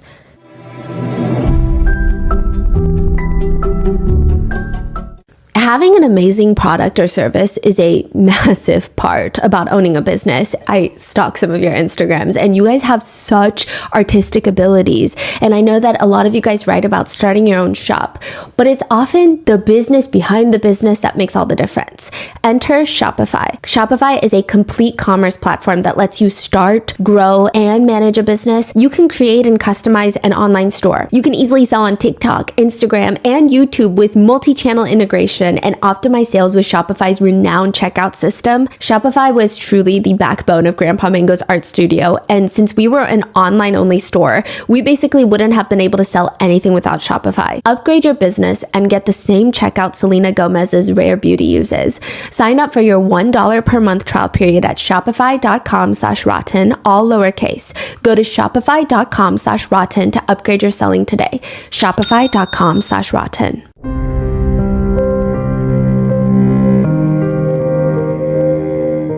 But Ashley is in love. She posts wedding pictures with Isaiah Gonzalez, which are just pictures by herself, holding his picture because he's incarcerated. They're not going to let him out and take furlough to take wedding pics. So it's just her in the middle of the road, a literal road, wearing a black dress and a white flower crown, writing, "There is going to be a long road ahead of us in this journey, but with God, we will get through it. Right here in these pics, I'm walking that road alone." Hence why she's on the road. And to give her some credit, the road is empty. "I'm walking that road alone, but even though he wasn't there physically, he's still here with me in this pic. This life isn't for everyone, but it is for me. Hashtag Mrs. Gonzalez. Hashtag my life is behind those walls. This is where things start to escalate. On a live stream, Ashley is telling the story of how she first met Isaiah, because people start bringing it up. They're like, okay, so Jesse was not your first prison boyfriend, your first inmate boyfriend. So who is Isaiah that we found on your Instagram? And she says, well, everyone's wondering why this has happened. Oh, by the way, it is speculated that for all of her prison boyfriends, she's met some of them through Write a Prisoner, websites where you can see pictures of prisoners and decide if you want to be their pen pal or not. But those who know how the prison system works, they speculate that she is pretty well known in certain prisons, that she will talk to an inmate, they will recommend her to other fellow inmates. They'll say, hey, talk to this girl because she's gonna put some money in your commissary. And she, for the lack of better phrasing, gets passed around, as in her number and contact information gets passed around to other inmates. But with Isaiah, she says, I actually knew him before he went to prison. She says, my prison life started in 2019. I reconnected with an old childhood friend, okay? She says okay a lot. She also says just kidding a lot, when she's definitely not just kidding. So, my prison life started in 2019. I reconnected with an old childhood friend, okay? Yes, I am 6 years older than this man. He is still currently serving time in TDC. So we reconnected back in March of 2019. We wrote snail mail letters up until August 2019. Then I set the phone up for this man. On our first phone call, he asked me to marry him. I liked him, so I said yes, and I've known him for years. So after 10 years of not seeing each other, he puts me on his visitation list. I come to go visit him. I drive almost 3 hours, and then we start the marriage process. We get married in November of 2019. But mind you, I was visiting this man every weekend up until 2020, then COVID hits. And they shut visits down completely in March. I knew him since since he was 11. I knew him since he was 11 and I was like 15 or 16, maybe younger, because I was like 15. So he had to have been like 9 when I first met him. And they used to go to our church. I remember telling his mom, because I always thought he was a cute little boy, but I was older and I was already dating the kid's dad, so I couldn't be with him, Wait, she said I was dating the kid's dad? Yeah, they were high school sweethearts. So she was dating someone age appropriate, because she's 15, he was like 15, I think. He was around the same age as her. And she was interested in a 9-year-old boy. Oh. Yeah, which is very alarming. Wait, I'm so sorry. What is dad? Someone's dad mean? The kid's dad. So she has 2 daughters. Their biological father is her high school sweetheart. Got it. That she started dating when she was 15. But she's saying, when I was 15, I was dating the kid's father. My kid's father, not his dad. But he was 9, and I couldn't be with him, And she says, once I got married, I used to always tell his mom. She used to tell Isaiah's mom, because he grew up quick. I would tell his mom, like, I'm going to be your daughter-in-law one day. I'm going to be your daughter-in-law one day. And she's like, no, you're not. My son is too young for you. And then in 2019, I reconnected with her son. In prison? Yeah. Which is incredibly creepy, but she clarifies, okay, Isaiah was a minor when we first met, but I didn't date him when he was a minor. I'm not sure how she thought that sentence would help her case. Nevertheless, she gets 3 tattoos of Isaiah on her. One of their wedding date on her finger, Isaiah on one wrist, Gonzalez on the other wrist, and these tattoos are huge. It would be more inconspicuous for her to wear 5 Apple Watches on one hand. It's that aggressively noticeable. Like on top or bottom? On top, and it's just like massive cursive. The whole wrist. And within 5 months, she announces her divorce. But one thing that has always gotten to people is that Ashley explains that Isaiah went into prison at 15 and he won't be eligible for parole until 2032. And if he doesn't get parole, he's not going to be released until 2055. So people are like, that's a very long time for a 15-year-old to get sentenced. 40 years for a 15-year-old to get sentenced. Whatever he did must be really bad because he was 15. So they start looking into his criminal history. 1 count of aggravated robbery, 1 count arson, and 1 count of murder. Sentenced to 45 years in prison. When Isaiah was 15 years old, he was involved in a very, very well, meticulously planned robbery that ends in a man's murder. His friend Ruben was working at an Exxon gas station when Mohammed, his boss, decides he's going to go make a night bank deposit. He's going to take cash from the gas station and deposit it at the bank. Ruben texts his friends, 2 other people and Isaiah, so 3 people. They're in a car waiting for Mohammed. They catch him on the road and they stop him. They rob him of all his cash. They know exactly which route he takes, which bank he was going to, how much he has. This is all a very well thought out plan, meticulously done. They pull up to stop him and one of the friends ends up shooting him. They kill him. They drag his body into the woods. They set Mohammed's car on fire and they leave. Eric is the one who fired the shots. He takes $4,000. Isaiah takes home $1,000 from this robbery. And they promptly spend it on whilst bragging to everybody about killing Mohammed. Mohammed has a wife and 7 kids. He has 6 daughters and a son. But sure, I guess that's hilarious. How is that hilarious? Why would it be hilarious? They're laughing to everyone they know. They just think it's so funny. He was sentenced to 45 years in prison in 2011. Sure, he was 15, but I mean, we all knew better at 15. This is not a situation where I don't think anyone can confidently say he was so young, he didn't know what he was doing, unless you're Ashley Trevino. But Ashley is posting on Instagram a word vomit collage. Second look Saturday. Meet Isaiah. He was given a 45-year sentence at 16 years old. Over the past 10 years, he earned his GED, OSHA, Electrical Level 1, Construction Craft Skills, Construction Site Safety Corps, all level certifications. In that period, he has also gotten married and become a wonderful stepdad to 2 beautiful daughters. He loves spending every weekend with his family during visitation at the All Red unit. He is involved in working as a supply clerk. Isaiah is also a talented artist who wants to continue his craft by opening up his own business once he returns to the free world. Isaiah plans on pursuing additional collegiate degrees. Isaiah believes that God will bring him home sooner than his release date. Isaiah is ready for the day when he can be given a second look. She posts, "So blessed my husband was chosen to be the second look person today. Let's pray we can bring him home soon. I will continue to do what's needed for him as a wife and will always be his voice. Love my husband so much. Hashtag let's bring him home. Hashtag proud prison wife. Hashtag my husband's biggest supporter." He's a killer. The worst part is Ashley is very proud of all of this. She TikTok live battles with someone talking about her inmate hopping ways, and the other creator says, "That is a lot. How many inmates have you been with? Like 26, you said?" It's like 30 now. Probably 26 in the last 5 years. That is a lot. And she's nodding and smiling like it's something that everyone should do. And they ask her, "Let me ask you a question. Why do you prefer inmates?" I prefer inmates because I feel like if you're gonna get hurt, it's better to get hurt while they're incarcerated than out here in the free world. Because like I just said earlier, my ex Jesse, when he actually left and we broke up, that one hurt. I still feel hurt to this day. She likes the fact that they have no options.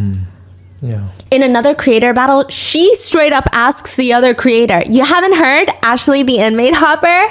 I actually married someone who was incarcerated in 2019. We actually knew each other from out here though, and he's actually younger than me. So we reconnected. I became his prison wife, and that's where I met a lot of people that I talk to still. And it just went from there. When we separated, I went with another one and it just went on.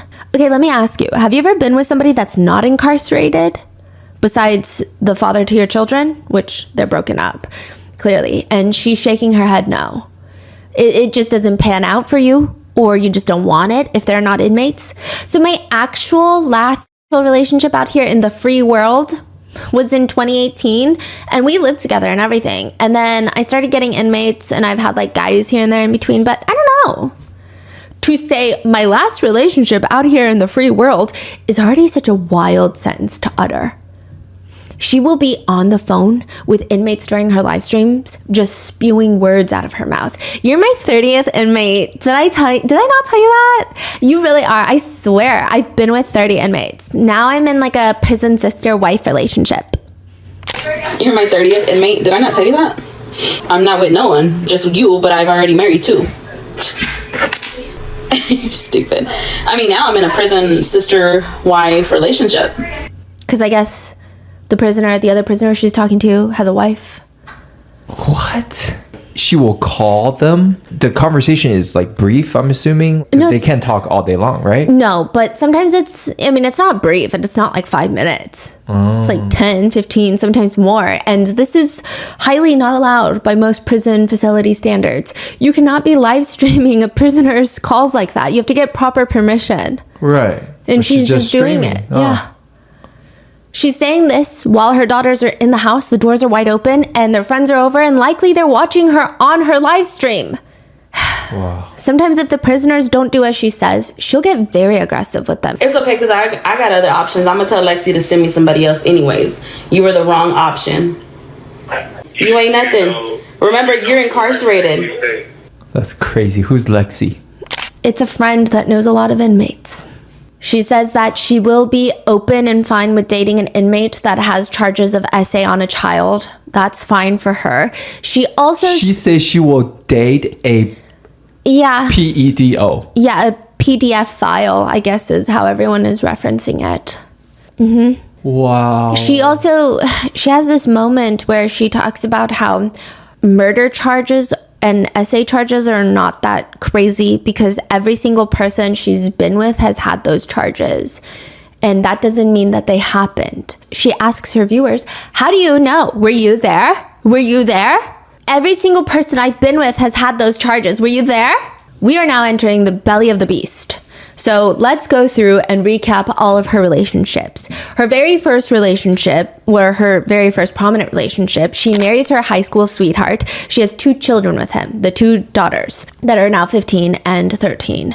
They end up divorcing when their kids are 6 and 3 years old. This is in 2015. They've been together for about a decade, and suddenly Ashley is posting onto Instagram. OMG, found this pic from prom of 2006, my high school sweetheart, but now soon to be ex-husband. I will always care about him, and he don't even know that. Hashtag prom 06. Hashtag my junior year, his senior year. Hashtag I know, get out of my feelings. Hashtag he done moved on.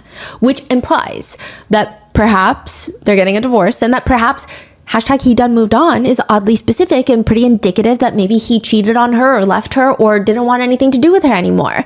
Even later when the divorce is finalized, she posts a pouty selfie writing, "This was my last pic of me being his insert last name. LOL, my divorce was finally finalized after 9 years of marriage and 2 years of separation. Hashtag divorce final. Hashtag goodbye. Hashtag hello Garcia." I guess her original maiden name. Hashtag bittersweet moment. But the reason that the 2 get divorced is because that she cheats on him, allegedly, with a man in prison. So, I will say that it seems the children's father is the only redeeming man in this story, at least as of right now. After the divorce, he focuses on his career, is able to remarry, purchase a home, while supporting the children financially by paying Ashley child support every month. It's said that he was also very involved in the girls' lives up until about a few years ago, and it appears that he couldn't see the girls as much, not by his own choice, but it seems perhaps Ashley was making it very difficult for him. 2 years ago, in 2023, the children's father ends up passing away from leukemia, and Ashley does everything in her power to gain sympathy from this. This must be traumatic for her. She's known and been in this relationship with this man for the greater part of her young adult life. They were high school sweethearts. But now she does have 2 children. They don't have their father anymore. It's really up to her to be a supportive mother so that they can grieve. And it's very hard to take her emotions seriously when she tries so hard to make it about herself.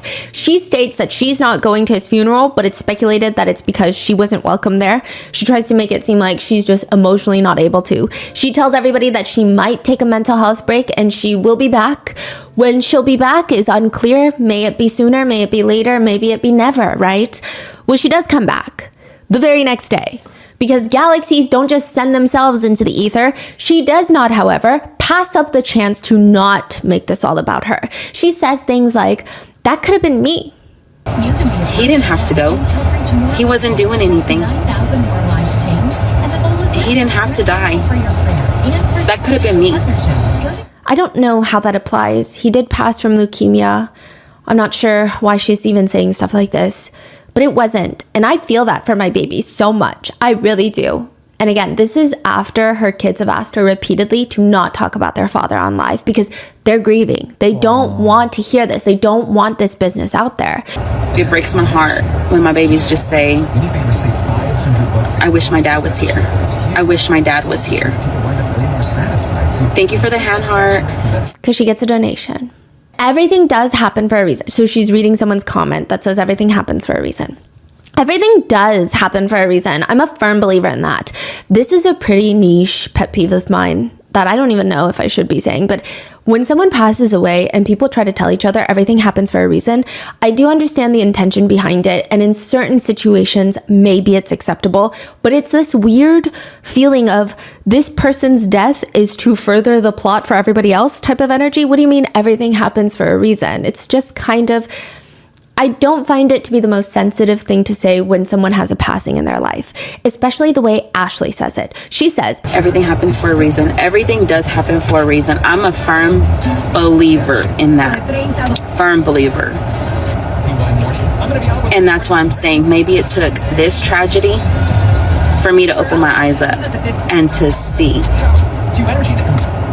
what the pain my babies would feel, not only with one parent gone, but with two. no, someone did not pass away from leukemia for your character development. That's not even a coherent sentence, Ashley. But she tries further to make this about her, and I genuinely think that she thinks that this man's death is just part of her character development, character arc, and she has no character arc. It is just a perpetual decline. Nevertheless, she says, whilst kind of creepily smiling, the other day, I tried to leave because I got mad, and H, my daughter, runs after me, and she sits in my car, and she's like, you're not going nowhere unless I go with you. I already lost my dad. I'm not losing you, Mom. You guys, my babies are going through it. Like, they are so scared. She's like, I'm not losing you. I've already lost my dad, Mom. It's just opened up my eyes now that them little girls need me.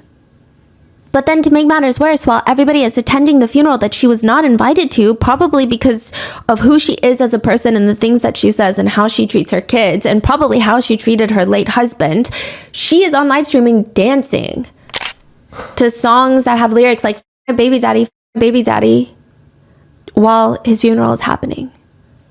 Ashley then goes on to state that she's been with 30 different inmates. So these are a few notable relationships that she has been in. In no particular order, you have Isaiah, the one that was convicted of murder of Muhammad, the manager of the gas station and father of 7 kids. Ashley brings her kids to see him. She convinces them, at least briefly, to call him daddy for whatever reason. Those two, they end up breaking up. Things don't go well. She starts posting on Instagram, I have went to visit for 20 weekends straight, not missing one since I got on the visitation list since August 24, 2019. But this weekend, I'm not going to because I chose not to. Some things change, and I honestly don't know if we'll come back from this. It's hard when you're not at fault, but I'm going to do and continue to do what's needed for me and be the best mom I can for my girls. Then she dramatically posts, getting a divorce isn't always a bad thing. Never wanted to do it again, but here I am, and I know I will come out stronger than before. My babies need me. Fixing myself back up after being broken down to my lowest by someone who was supposed to love me. Apparently, their relationship came to an end, according to Ashley, when Isaiah heard rumors in prison that weren't true, she claims. Rumors that she was talking to other inmates. When they were briefly on a break, he asked her, promise me if we break up, which, where are your priorities, you weirdo? He says, promise me if we break up, you'll never be with another incarcerated guy. Her next prison boyfriend is Noe Trevino. Noe was arrested in 2015 for stabbing a man outside of a nightclub. They get married in 2022. She's still married to him because she doesn't want to pay a $400-something fee to finalize their divorce. Noe is the one that initiated the divorce from behind prison walls, and she's been married this whole time. That she's been dating everybody else, calling people her husband, and that's where she gets the last name, Trevino. That is crazy. So right now she's married. Yes, to Noe Trevino, another murderer. Her daughter H says the guy is awful. She knows this because Ashley took them, her kids, to see the man in prison. At one point, it appears that she was dating another inmate, and the speculation, okay, so we don't really know much about this inmate. She never really spoke about him in great depth. However, she wore a necklace that would have his name, and it seemed like he was an inmate. And the speculation was that she's getting her makeup done one day on live stream. There's 2 girls with her that are doing her makeup and hair, and she is on her phone. So she's got a phone live streaming her, and then she's scrolling on her phone, and she gets some sort of text message, some sort of news, and it's speculated that she discovered news on the live stream that her boyfriend in jail was involved in some sort of jail fight and was probably hospitalized. She just starts sobbing, wailing, "Oh no!" and just wailing. And I do believe this is a sad situation, and prison violence is a conversation that I think needs to be had. But a lot of netizens have chosen the right to withhold sympathy till later because, I mean, considering the types of people she dates, we don't know if this is a child SAer, we don't know if this is a killer, a mass murderer, we don't know anything. But her friends just tell her it's like this very strange moment. They're fanning her face, she's crying, she's getting her makeup done still, and they say, "No, don't cry, you're a bad bitch, don't cry. I know, it's okay. Aw, try not to cry so much." Then you have Eli. Eli was in prison for strangling a woman. He's also free and constantly on TikTok live streams now. He was in prison for strangling a woman and also breaking his child's femur. He broke his 2-year-old daughter's femur. His whole excuse for that is that he didn't mean to break his daughter's femur, but they have a bone condition in their family. He says, quote, "It makes our bones more easy to break, so understand that it's not a regular bone." That's the little detail that people are forgetting. I f***ed up, it was a mistake, I was intoxicated, but I sat in the hospital all week for her. He slammed a truck door on his daughter's leg. Yeah. Whoa. The femur is the hardest bone in the body to break, so I don't believe for one second that they have any sort of bone condition, and even if they do, this is no excuse. It is the longest, strongest, and heaviest bone that supports and can support up to 30 times the body weight of the person. It typically requires significant force, such as a severe trauma from a car accident, to break the femur.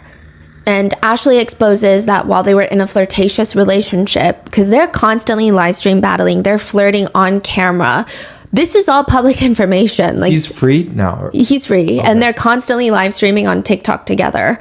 They're meeting up, they're doing all these things. And then Ashley, she gets into these fights with her boyfriends, exposes them or starts rumors about them. And I say rumors because we'll get into that. But Ashley exposes that even Eli sent her a text message that if she doesn't respond quickly, it's about to be a DV situation, which he was in prison for strangling a woman. He's also accused of being an SAer by multiple women. And somehow Ashley, well, I guess not somehow, I would expect nothing less from her. She still has a cordial relationship here and there with Eli. They always have this like on and off flirtatious relationship on live streams. They get upset with each other for just the most random things that are not serious. They don't get upset with each other for essaying people, child neglect, breaking daughter's femur, neglecting daughters, nothing. They go and they get upset because Eli will go on live stream and say that Ashley Trevino is built like a juice box. She has a very boxy body shape. But it is very strange to me that they are not upset with each other for the little crimes that some of them are committing. Then most notably, you have her relationship with Francisco, and that is a huge part of the discourse, primarily for how heinous the crimes he committed were, but also because the 2 teenage girls he killed were 19 and 13. One of her daughters is 13. What's especially alarming is that after Ashley live streamed with him, either he himself with a contraband phone in prison or somebody else made a TikTok account for him. I don't know which option is worse, which by the way, he's also in another open case where he gave a prison guard $5,000 to smuggle in 100 pills of fentanyl and 1 pound of amphetamines. They were all caught, so he has another case. He might have a phone. That's what I'm trying to say. I don't know if it's a fan account. I don't know if it's his phone posting his own TikTok fan edits. I don't know which one is worse, but there are videos of him talking on the phone in prison with very specific songs playing. Some lyrics read, "I don't know why, but I fell in love with breaking the law." And it's romanticizing prison life and breaking the law. Her relationship with double murderer Francisco comes to an end, not because he killed 2 young girls, well, and then another, so 3, one of them almost the same age as Ashley's own children. It comes to its fateful demise because Ashley would constantly show him on her live streams when they were video chatting, letting him speak to her viewers, talking about his victims, laughing that he was innocent, making fun of his victims, which is clearly, she's not allowed to be live streaming their calls. He has his video call privileges revoked for 90 days. And that appears to be the extent of Ashley's undying love for criminals. Triple homicide? debatable. 90 days without video chats is an unspeakable break in their relationship. That is a deal breaker. It cannot be. Then you have Ash Trevino's more recent relationship with someone that she jokes is going to be her daughter's new stepdad. This guy, his name is Santos. He's out in the free world, if you will. The allegation is that Ashley's oldest daughter, who was 15 when this took place, had shown her mom this guy's account of this random small TikToker and was like, I kind of have a crush on this guy. Look at him. He's kind of cute, isn't he, mom? Which would be a normal, healthy thing for a girl her age to do. Just show her mom her internet crush. That is what it is, just that, an internet crush. But Ashley instantly goes and starts flirting with Santos. She will go on lives with Santos, this random man that she's never met prior to this, didn't even know existed until allegedly her daughter was like, hey, isn't this guy kind of cute? I kind of have a crush on him. So he's not an inmate. He's just a TikToker. Yes, but he has been accused of some heinous things as well. Okay. Yeah, so double whammy. Just talking about how she's going to breastfeed Santos, telling him she's going to breastfeed him on live stream while she grabs her chest and is like jiggling her chest around. Her daughter walks into the room seeing this whole interaction and asks another person on the live stream, some random creator, Ashley is asking, are you jealous because Santos is going to have all of this? And she proceeds to get up and bend over. She tells Santos, you have to put body oil all over my body. Santos even asks Ashley's daughter, how do you feel that your mom stole your crush? To which her daughter claps back, Santos, how do you feel about being bald? Being bald? Yeah, he's balding. Oh. And Ashley just sits there. Why would you ask her that? Why would you ask her that? But does that stop her from publicly doing this and humiliating herself and indirectly her daughter? Although I don't think that her daughter should feel humiliated, I think that everyone on the internet is very well aware that she is her own person and her mom does not reflect her own personality. But Ashley tells her viewers, I've seen his pee-pee and he's already seen my nunu, okay? I've already seen his pee-pee and he's already seen my nunu, okay? This is where the word nunu is born, her private parts. She also releases a song where she's like, you want to know how it smells? As Santos, he know it smell well. I want Nunu. yeah. I Are can't they still talking right now? On and off, not really. Yeah, she goes on to apologize briefly for her actions on the live stream. She said, first and foremost, I want to apologize for my actions the other day. I know I shouldn't have done the things that I did. Out of alcohol, I did. There's no excuse, but yeah, so I'm just going through that right now. It really opened up my eyes, so I apologize to anyone that followed me, liked me, and then stopped liking me after that. I run to alcohol for everything, so I really apologize from the bottom of my heart. But What did she do? just flirting with this guy so weirdly in front of her kids and saying all these things. But she's not sorry because she continues, quote unquote, dating this guy afterwards. When Santos calls, she'll smile, show the live stream, Santos on the caller ID, pick up the phone. Hey, daddy. Ma'am, you look old enough to be his mother. What do you mean, hey, daddy? How old is he? We'll get into that. Okay. He looks in his young 20s. Okay. Yeah. The whole thing is bizarre, and her relationship with her daughters is very alarming because the fact that this is her daughter's alleged crush and she feels comfortable doing this, and she's almost rubbing it, taunting it in her daughter's own face. And people have pointed out that anytime they do TikTok battles, because sometimes her eldest daughter will do a TikTok battle with her own mother, anytime her daughter wins the TikTok battle, Ashley looks genuinely upset. Genuinely upset. So now, with this going on, Ashley and Santos finally make arrangements to meet each other. Originally, the plan was for Ashley to fly to LA to see Santos. That ends up falling through. The new plan is Santos will come see Ashley in Texas. For 3 days, Ashley is eagerly waiting for Santos, who is just not showing up. For 3 days, he stands her up. He just keeps standing her up. And this is a boy that she has never met in person before. She has no established romantic connection with him, but she is publicly wiping her tears with a crumpled up tissue because he's not showing up to see her. And she made him a whole brisket. Bro, I fucking hate him. She never cooks for her kids, but she cooked him a brisket. And he didn't show up for her brisket. And she tells her viewers, I'm still human at the end of the day, you guys. It doesn't matter what happens in my life. I'm still freaking human. Inevitably, because fate is sick and twisted, Santos does end up making his way over to Texas to stay with Ashley. Her daughters are home. This is her daughter that initially showed her the crush, right?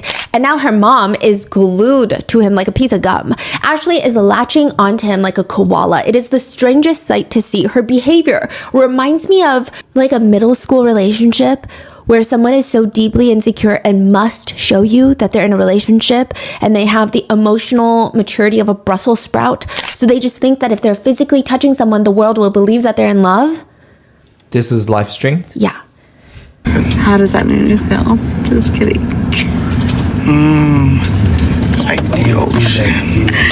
Are y'all jealous because I'm in the same room as him or what? Moreover, throughout the entire live, she just keeps calling Santos her husband whilst biting her lip and staring deeply into the camera. She also has this flirting look. Anytime she's flirting with someone, this is her signature look. She bites her lip, squints her eyes, and then flares her nostrils. It's like her mating call. Yeah, but nothing compares to what is about to happen. Ashley is going on her very first date with Santos, her daughter's crush. She hires a makeup artist, puts on what I can only describe to be a long maxi dress that is not casual. It reminds me of someone might wear to prom. And they head to a club where they get seats in the back of the club and they order steaks.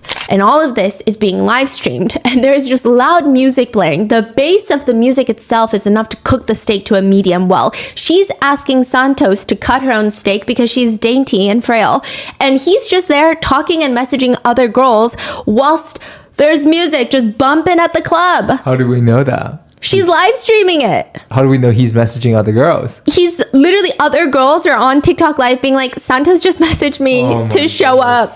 And I'm like, I'm not going to show up. Yeah. Wow. But then later in the live stream, she says, it was honestly like a dream come true, you know? Like, even though we were just friends or whatever, he made it special. This is unfortunately the very grim beginning of the Santos saga. He will constantly be a reoccurring part of Ash Trevino's problematic world, and it's pretty obvious that he's just here for the fame, if you can even call it that, and the money. But that should not take away from how uncomfortable their relationship is. She will be live streaming Santos. They'll be doing the TikTok battles. She'll show him the haunted rose. Look what I have charging. Yeah, charging. Oh, you don't need that when you have me. I need it for tonight though. Oh yeah, you're gonna definitely need that for tonight. I don't have you tonight. All I have is the FaceTime. Yeah. Oh, you could use right now. We're on live. We can't. I know. But then she starts biting her lips and looking weirdly at the camera, and some people believe that she's using it under the table.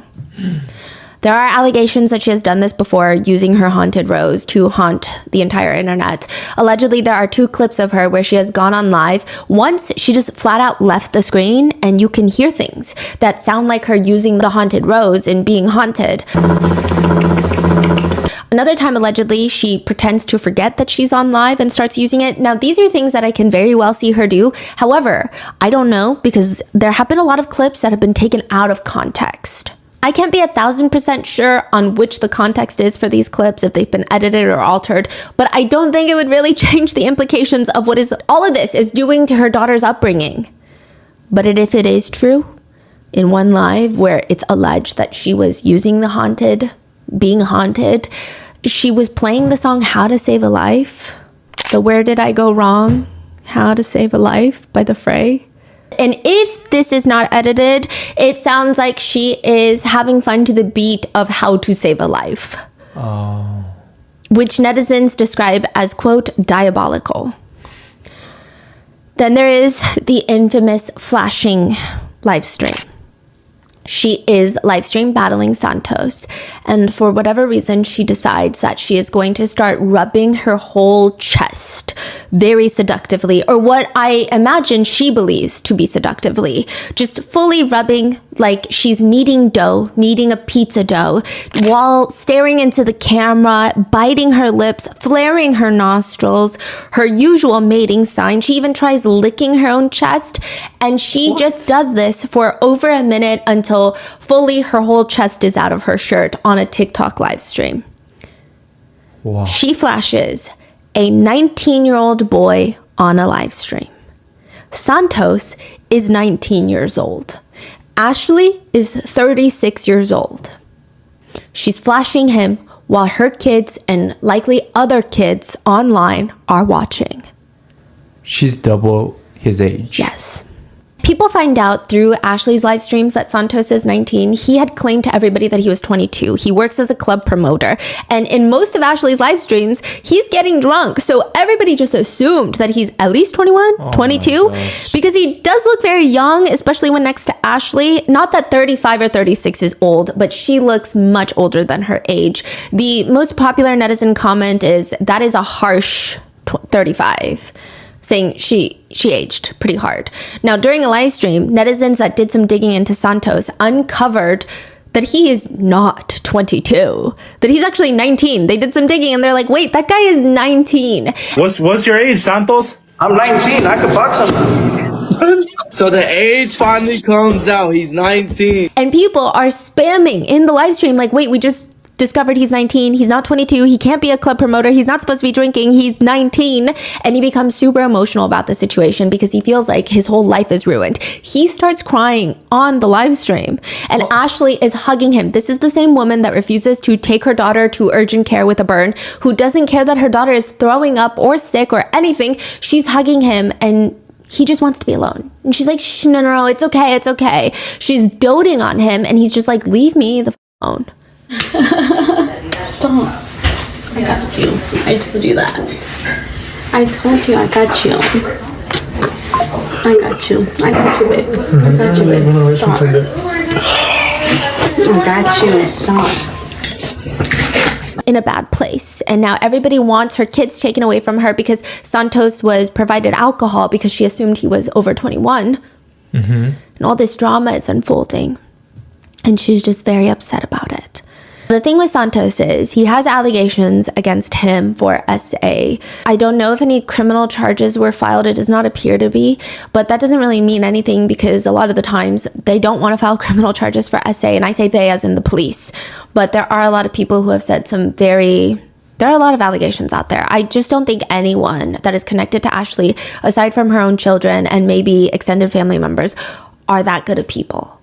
I don't think you can be, to some degree, because a lot of people that knew her in the beginning, they just knew her as like a TikTok troll, like inmate hopper, hee hee ha ha.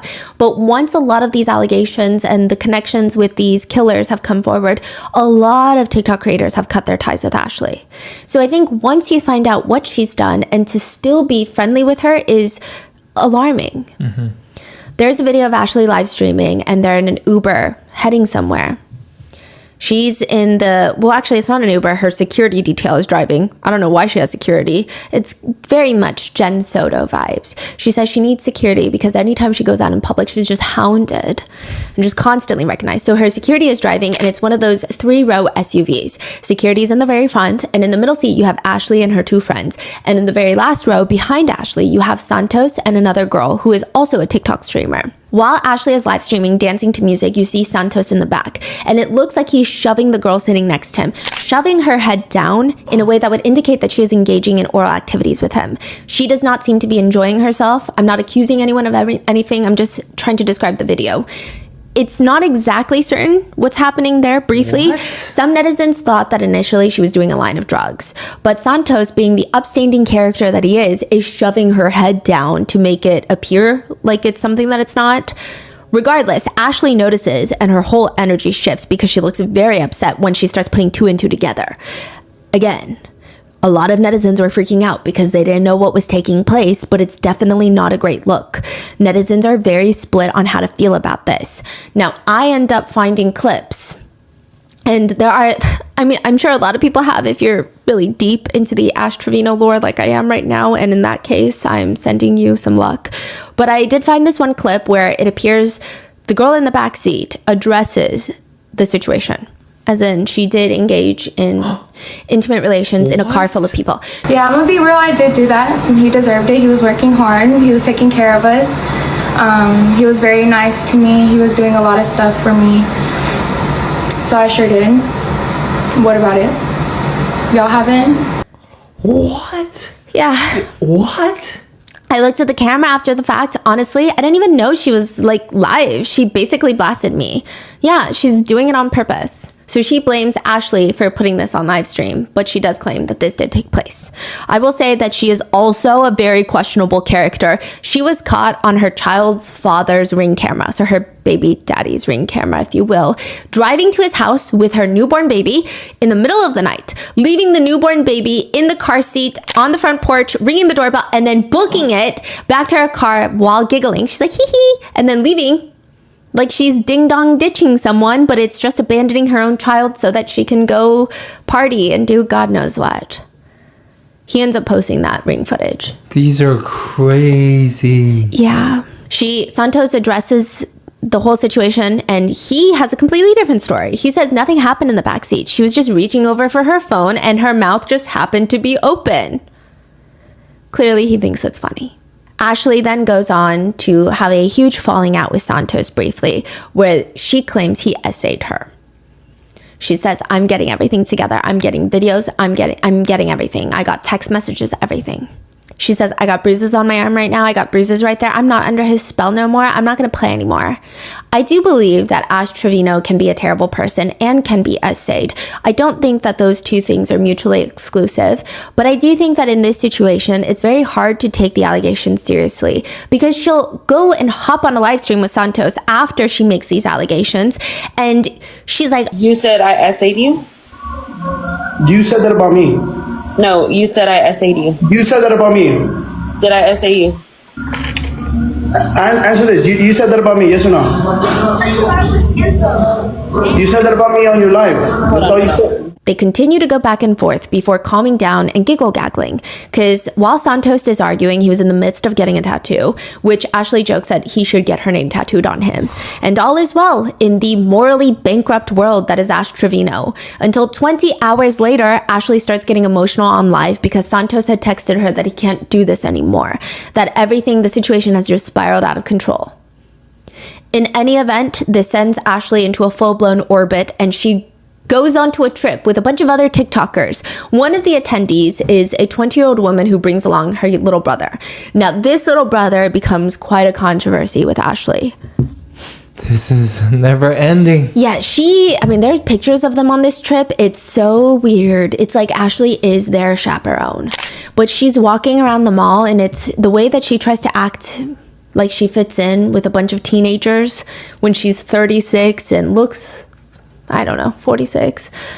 No offense. And they're all young. They're TikTokers. all young.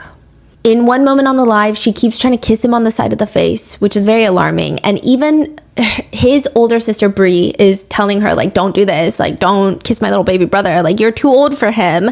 And then there's other parts of the night where she says that she wants to wear a dress for easy access, indicating that she wants Brie's little brother to have easy access to her. That's the problem, right? Some rumors were going around that he was 16. Which would be alarming, right? But he does go on live to further state that he's actually 18. I am inclined to believe that he's 18. It does appear that he's 18, but it's still crazy. Yeah.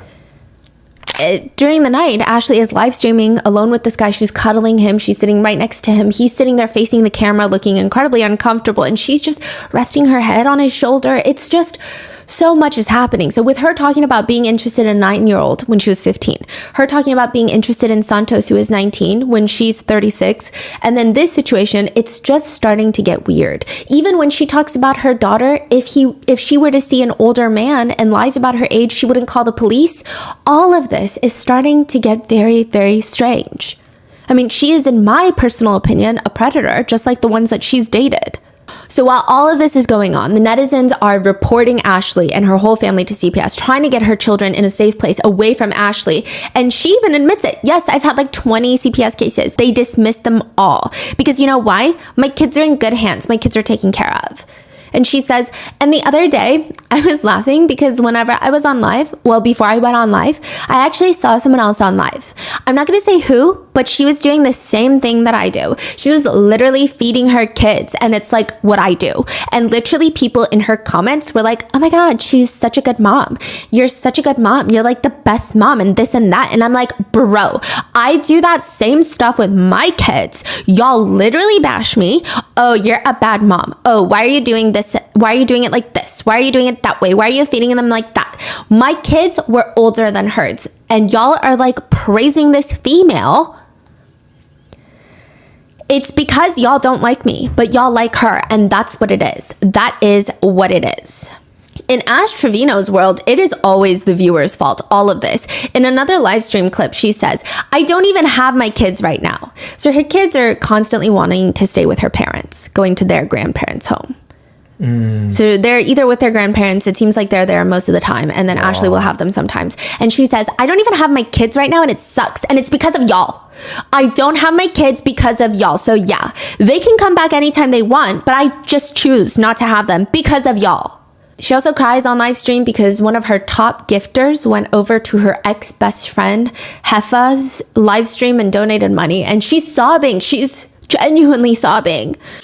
I'm sorry, guys. I had to end that live. She stole one of my biggest gifters, bro, and I don't think that's right. As a friend, you should never steal your friend's gifters.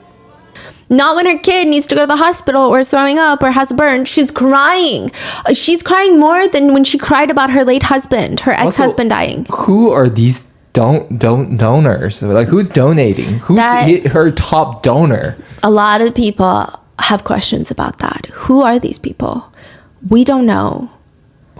And I feel like there are a lot of causes out there that they could be donating to that don't include Ashley Trevino. Yeah, she's crying that her top gifter, she says, my friend Heffa, because she's the one that got the money. She has money. Her husband has a trucking company. I have nothing but this. If I don't make money on TikTok, I make nothing for my kids and they can't eat. Okay? She's wiping tears from her eyes. She stole one of my biggest gifters, bro, and I don't think that's right. This is how I support my kids. I don't have their dad's child support no more. He passed away. Do you think you need to quit saying stuff about my dad, okay? Wow. She also states that she just started her partying life. She says that everyone is accusing her of being a partier, and she says no. Before this, she was a mom and a wife. She just started partying like just 5 years ago. 5 years ago. Just 5 years ago. All of this comes to a tumultuous boil when Ashley Trevino decides to take her kids onto her very first podcast appearance.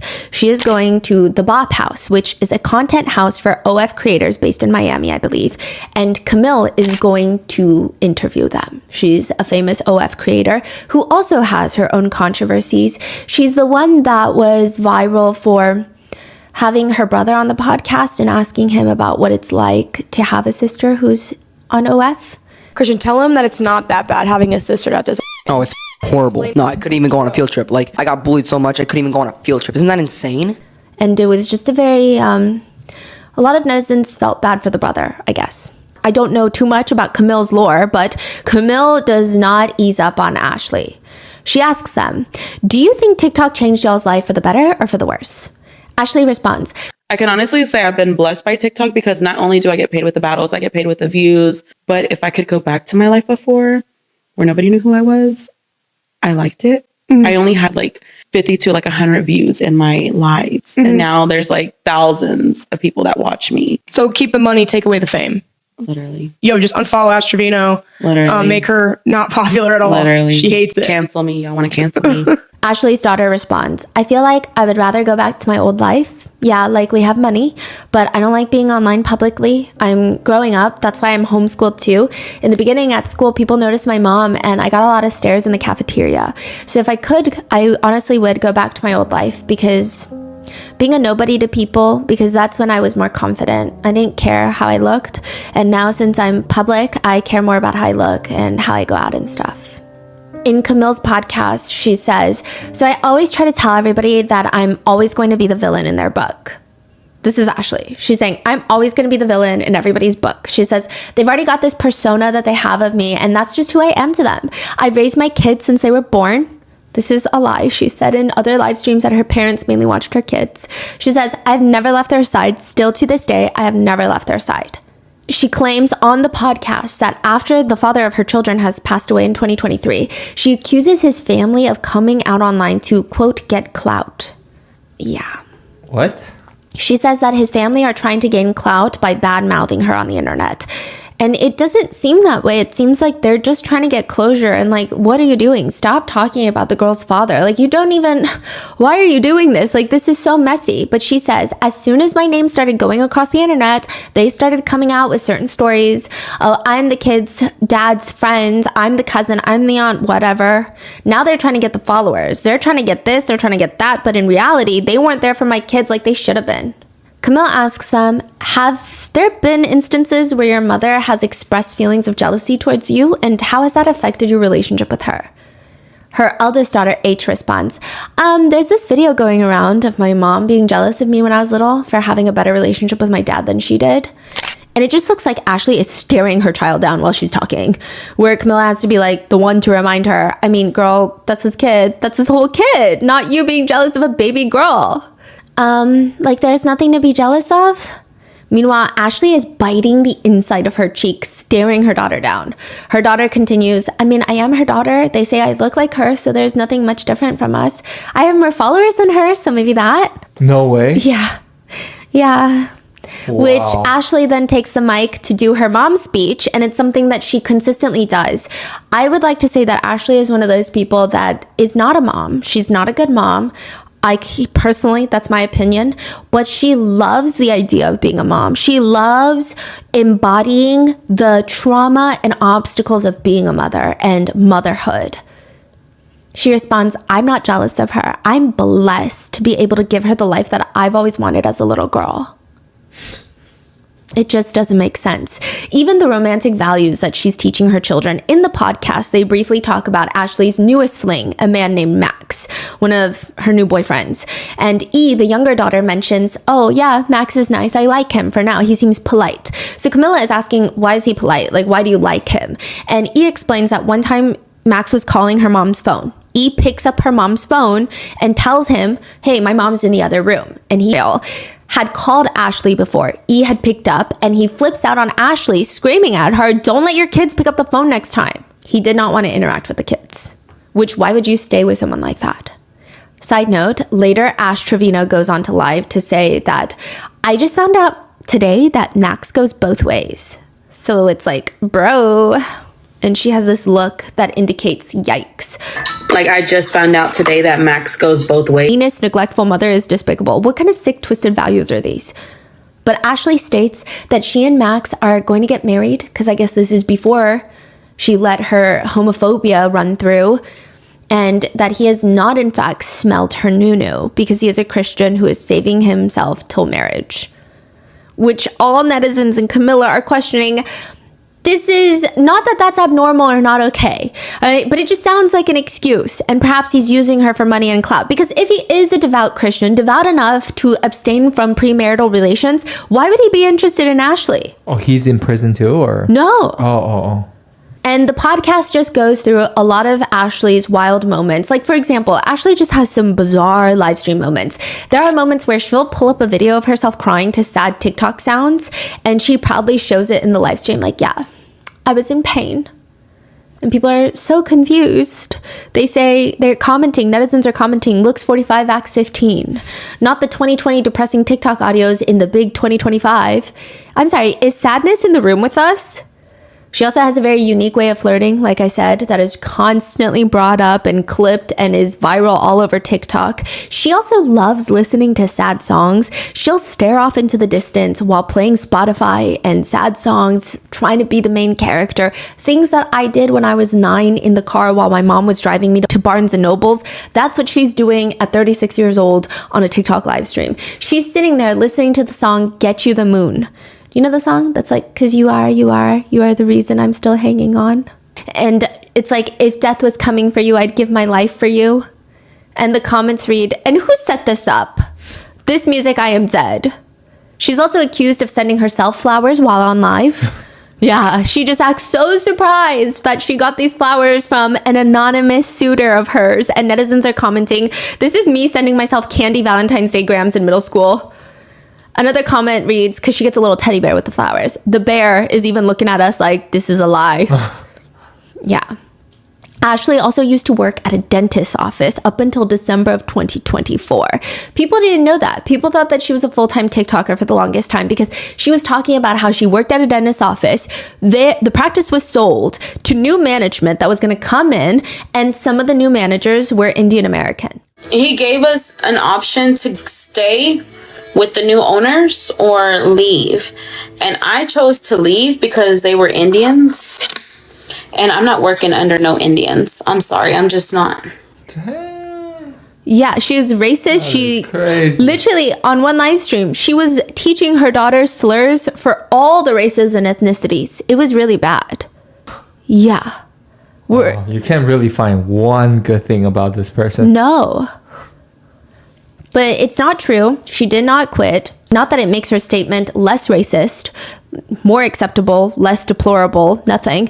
She actually continued working at the dentist's office until December of 2024. She was fired because netizens pulled clips of her doing, I don't know, any one of her heinous things and sent it to her bosses. She was let go. There are allegations that she has bed bugs. She's in bed live streaming one day and a bug just crawls around her on the pillow, inside the pillowcase. Now, it's unclear if it's a roach or a bed bug, but it is clear that Ashley notices and she tries to get up. She acts super nonchalant about it instead of freaking out or even addressing it. Later, she's asked if she has bed bugs, and she says on the podcast, no, it was like a beetle or something. Again, what these people need to realize is I do live in a duplex. I have neighbors. So with that, whatever they have, it does transfer over. But I don't have like roaches or anything. No. She's asked, could there be potential bed bugs?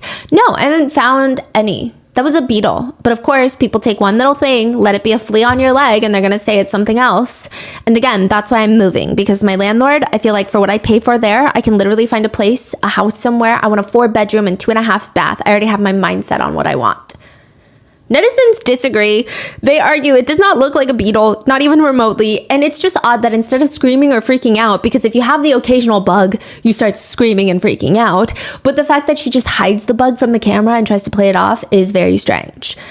In the interview with Camilla, as a joke, asks her if she's ever had a fake bag because there were rumors that her LV bags were fake. Ashley seems genuinely irked, and she says, They literally think my Louis are fake. I can pull up the receipt right now if you want to see it. I can log into my Louis account right now. Oh, she got an account. I got a YSL account, Okay, Gucci, and Louis. She also talks about how at their age, she, Ashley, did not have a Gucci bag like her daughters. So she bought them a Gucci bag for hitting, I believe, 1 million subscribers or 1 million followers. You know what? I might have not had a Gucci bag, but I had their dad, okay? I think she's trying to say she didn't need a Gucci bag because she was in love and in a happy relationship. But that's really weird because why are you comparing that with your daughters? But it also feels so wrong because he recently passed away and the girls are clearly still grieving. It's a very bizarre thing to say. Yeah. Meanwhile, she states that some of her kids' friends are not allowed to come over anymore. This is in the podcast. She says because, quote, their parents don't feel comfortable because my address is leaked. Then why do you feel comfortable with your kids being there? Mm-hmm. Camilla asks Ashley straight up, so you don't feel any sort of guilt or sadness that they've lost friends because of it and they've expressed that? No, because it's not even for that reason, to be honest. I feel like some of their friends are jealous because of the life that they have. Camilla asks Ashley's children, do you think that maybe sometimes she can exploit situations to get views? I'm gonna be real, yeah.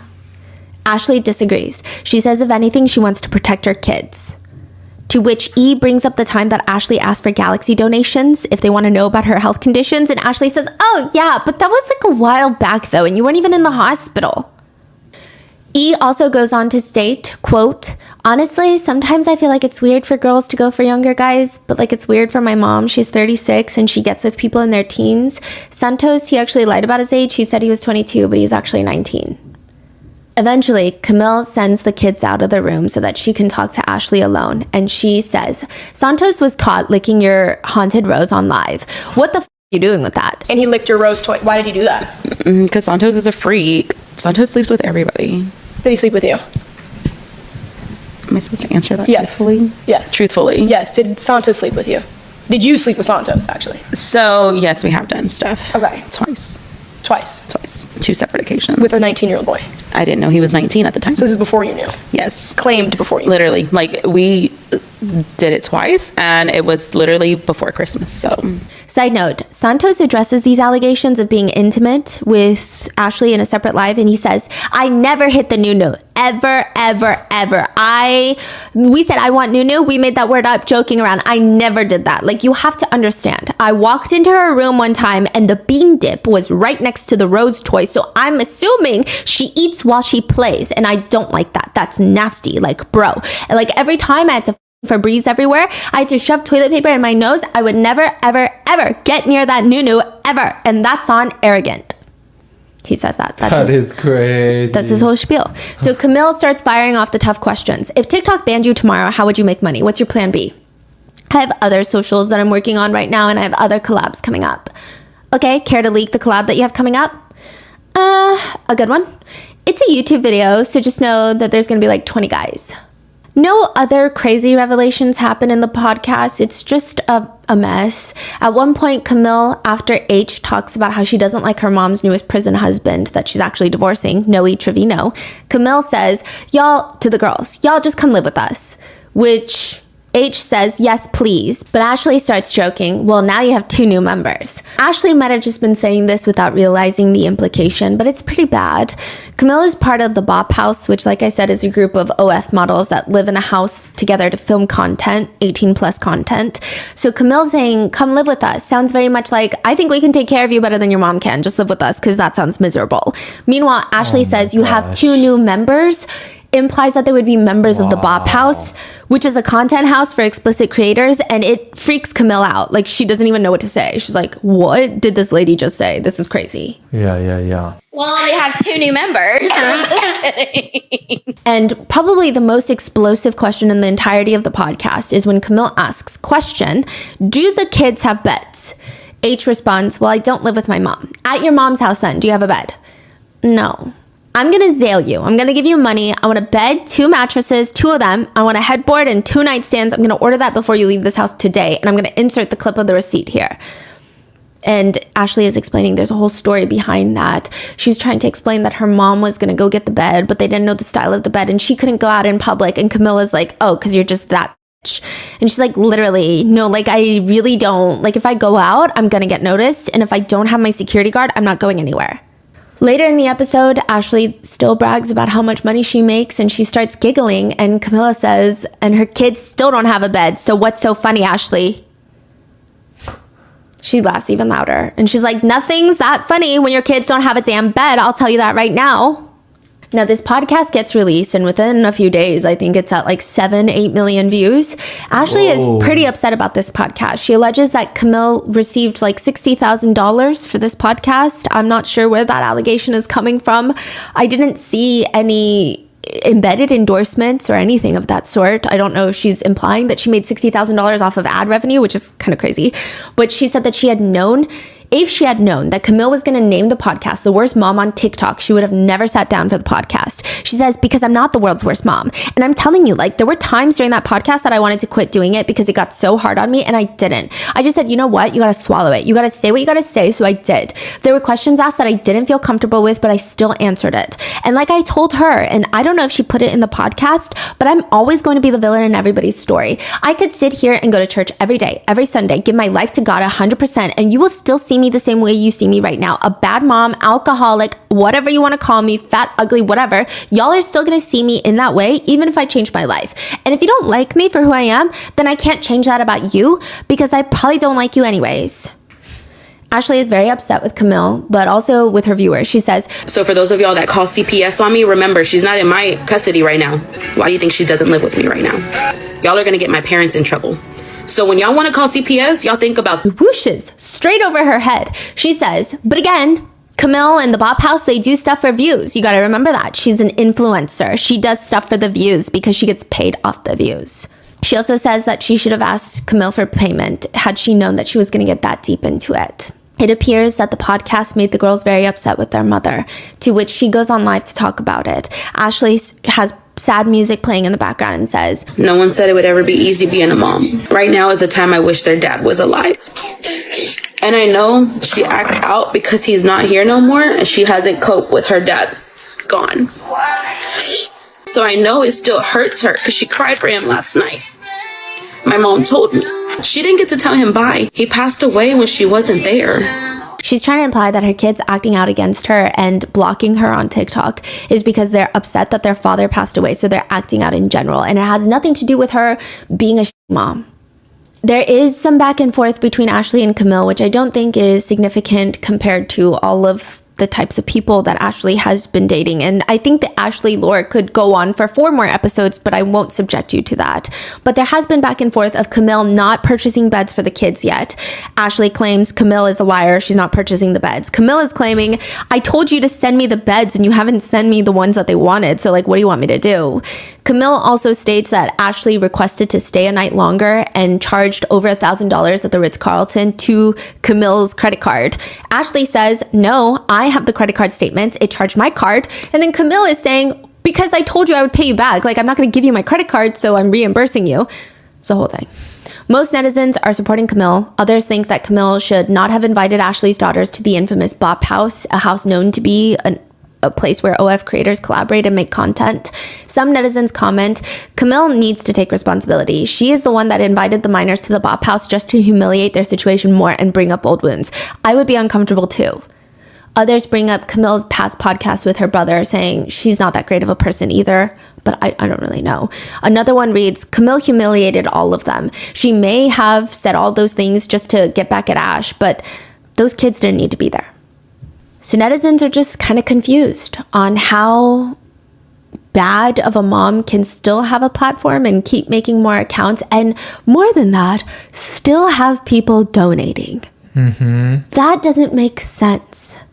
None of it makes sense. I feel like this is like a new age now, you know? Like someone can actually air out all of these laundries 24/7, and you can peek into someone's life like this and just like, oh my God, this is actually happening. It's terrifying. Yeah. Yeah, these TikTok live streams are so scary. And people are saying that it might, I will say that a lot of people are treating the situation as a hee hee ha ha, lol cow internet situation thing, to the point where when I briefly heard about some of the things Ashley Trevino did, I thought it was going to be on our Mott's channel, because it seemed like people were just making fun of her making rap songs like My Nunu, Does It Stink, Does It Smell, stuff like that. But it's really serious. And one comment that highlights that is, all the CPS cases for Gabriel Fernandez were closed. Let that sink in. That means absolutely nothing. Can you imagine the horror stories these girls have since they were little?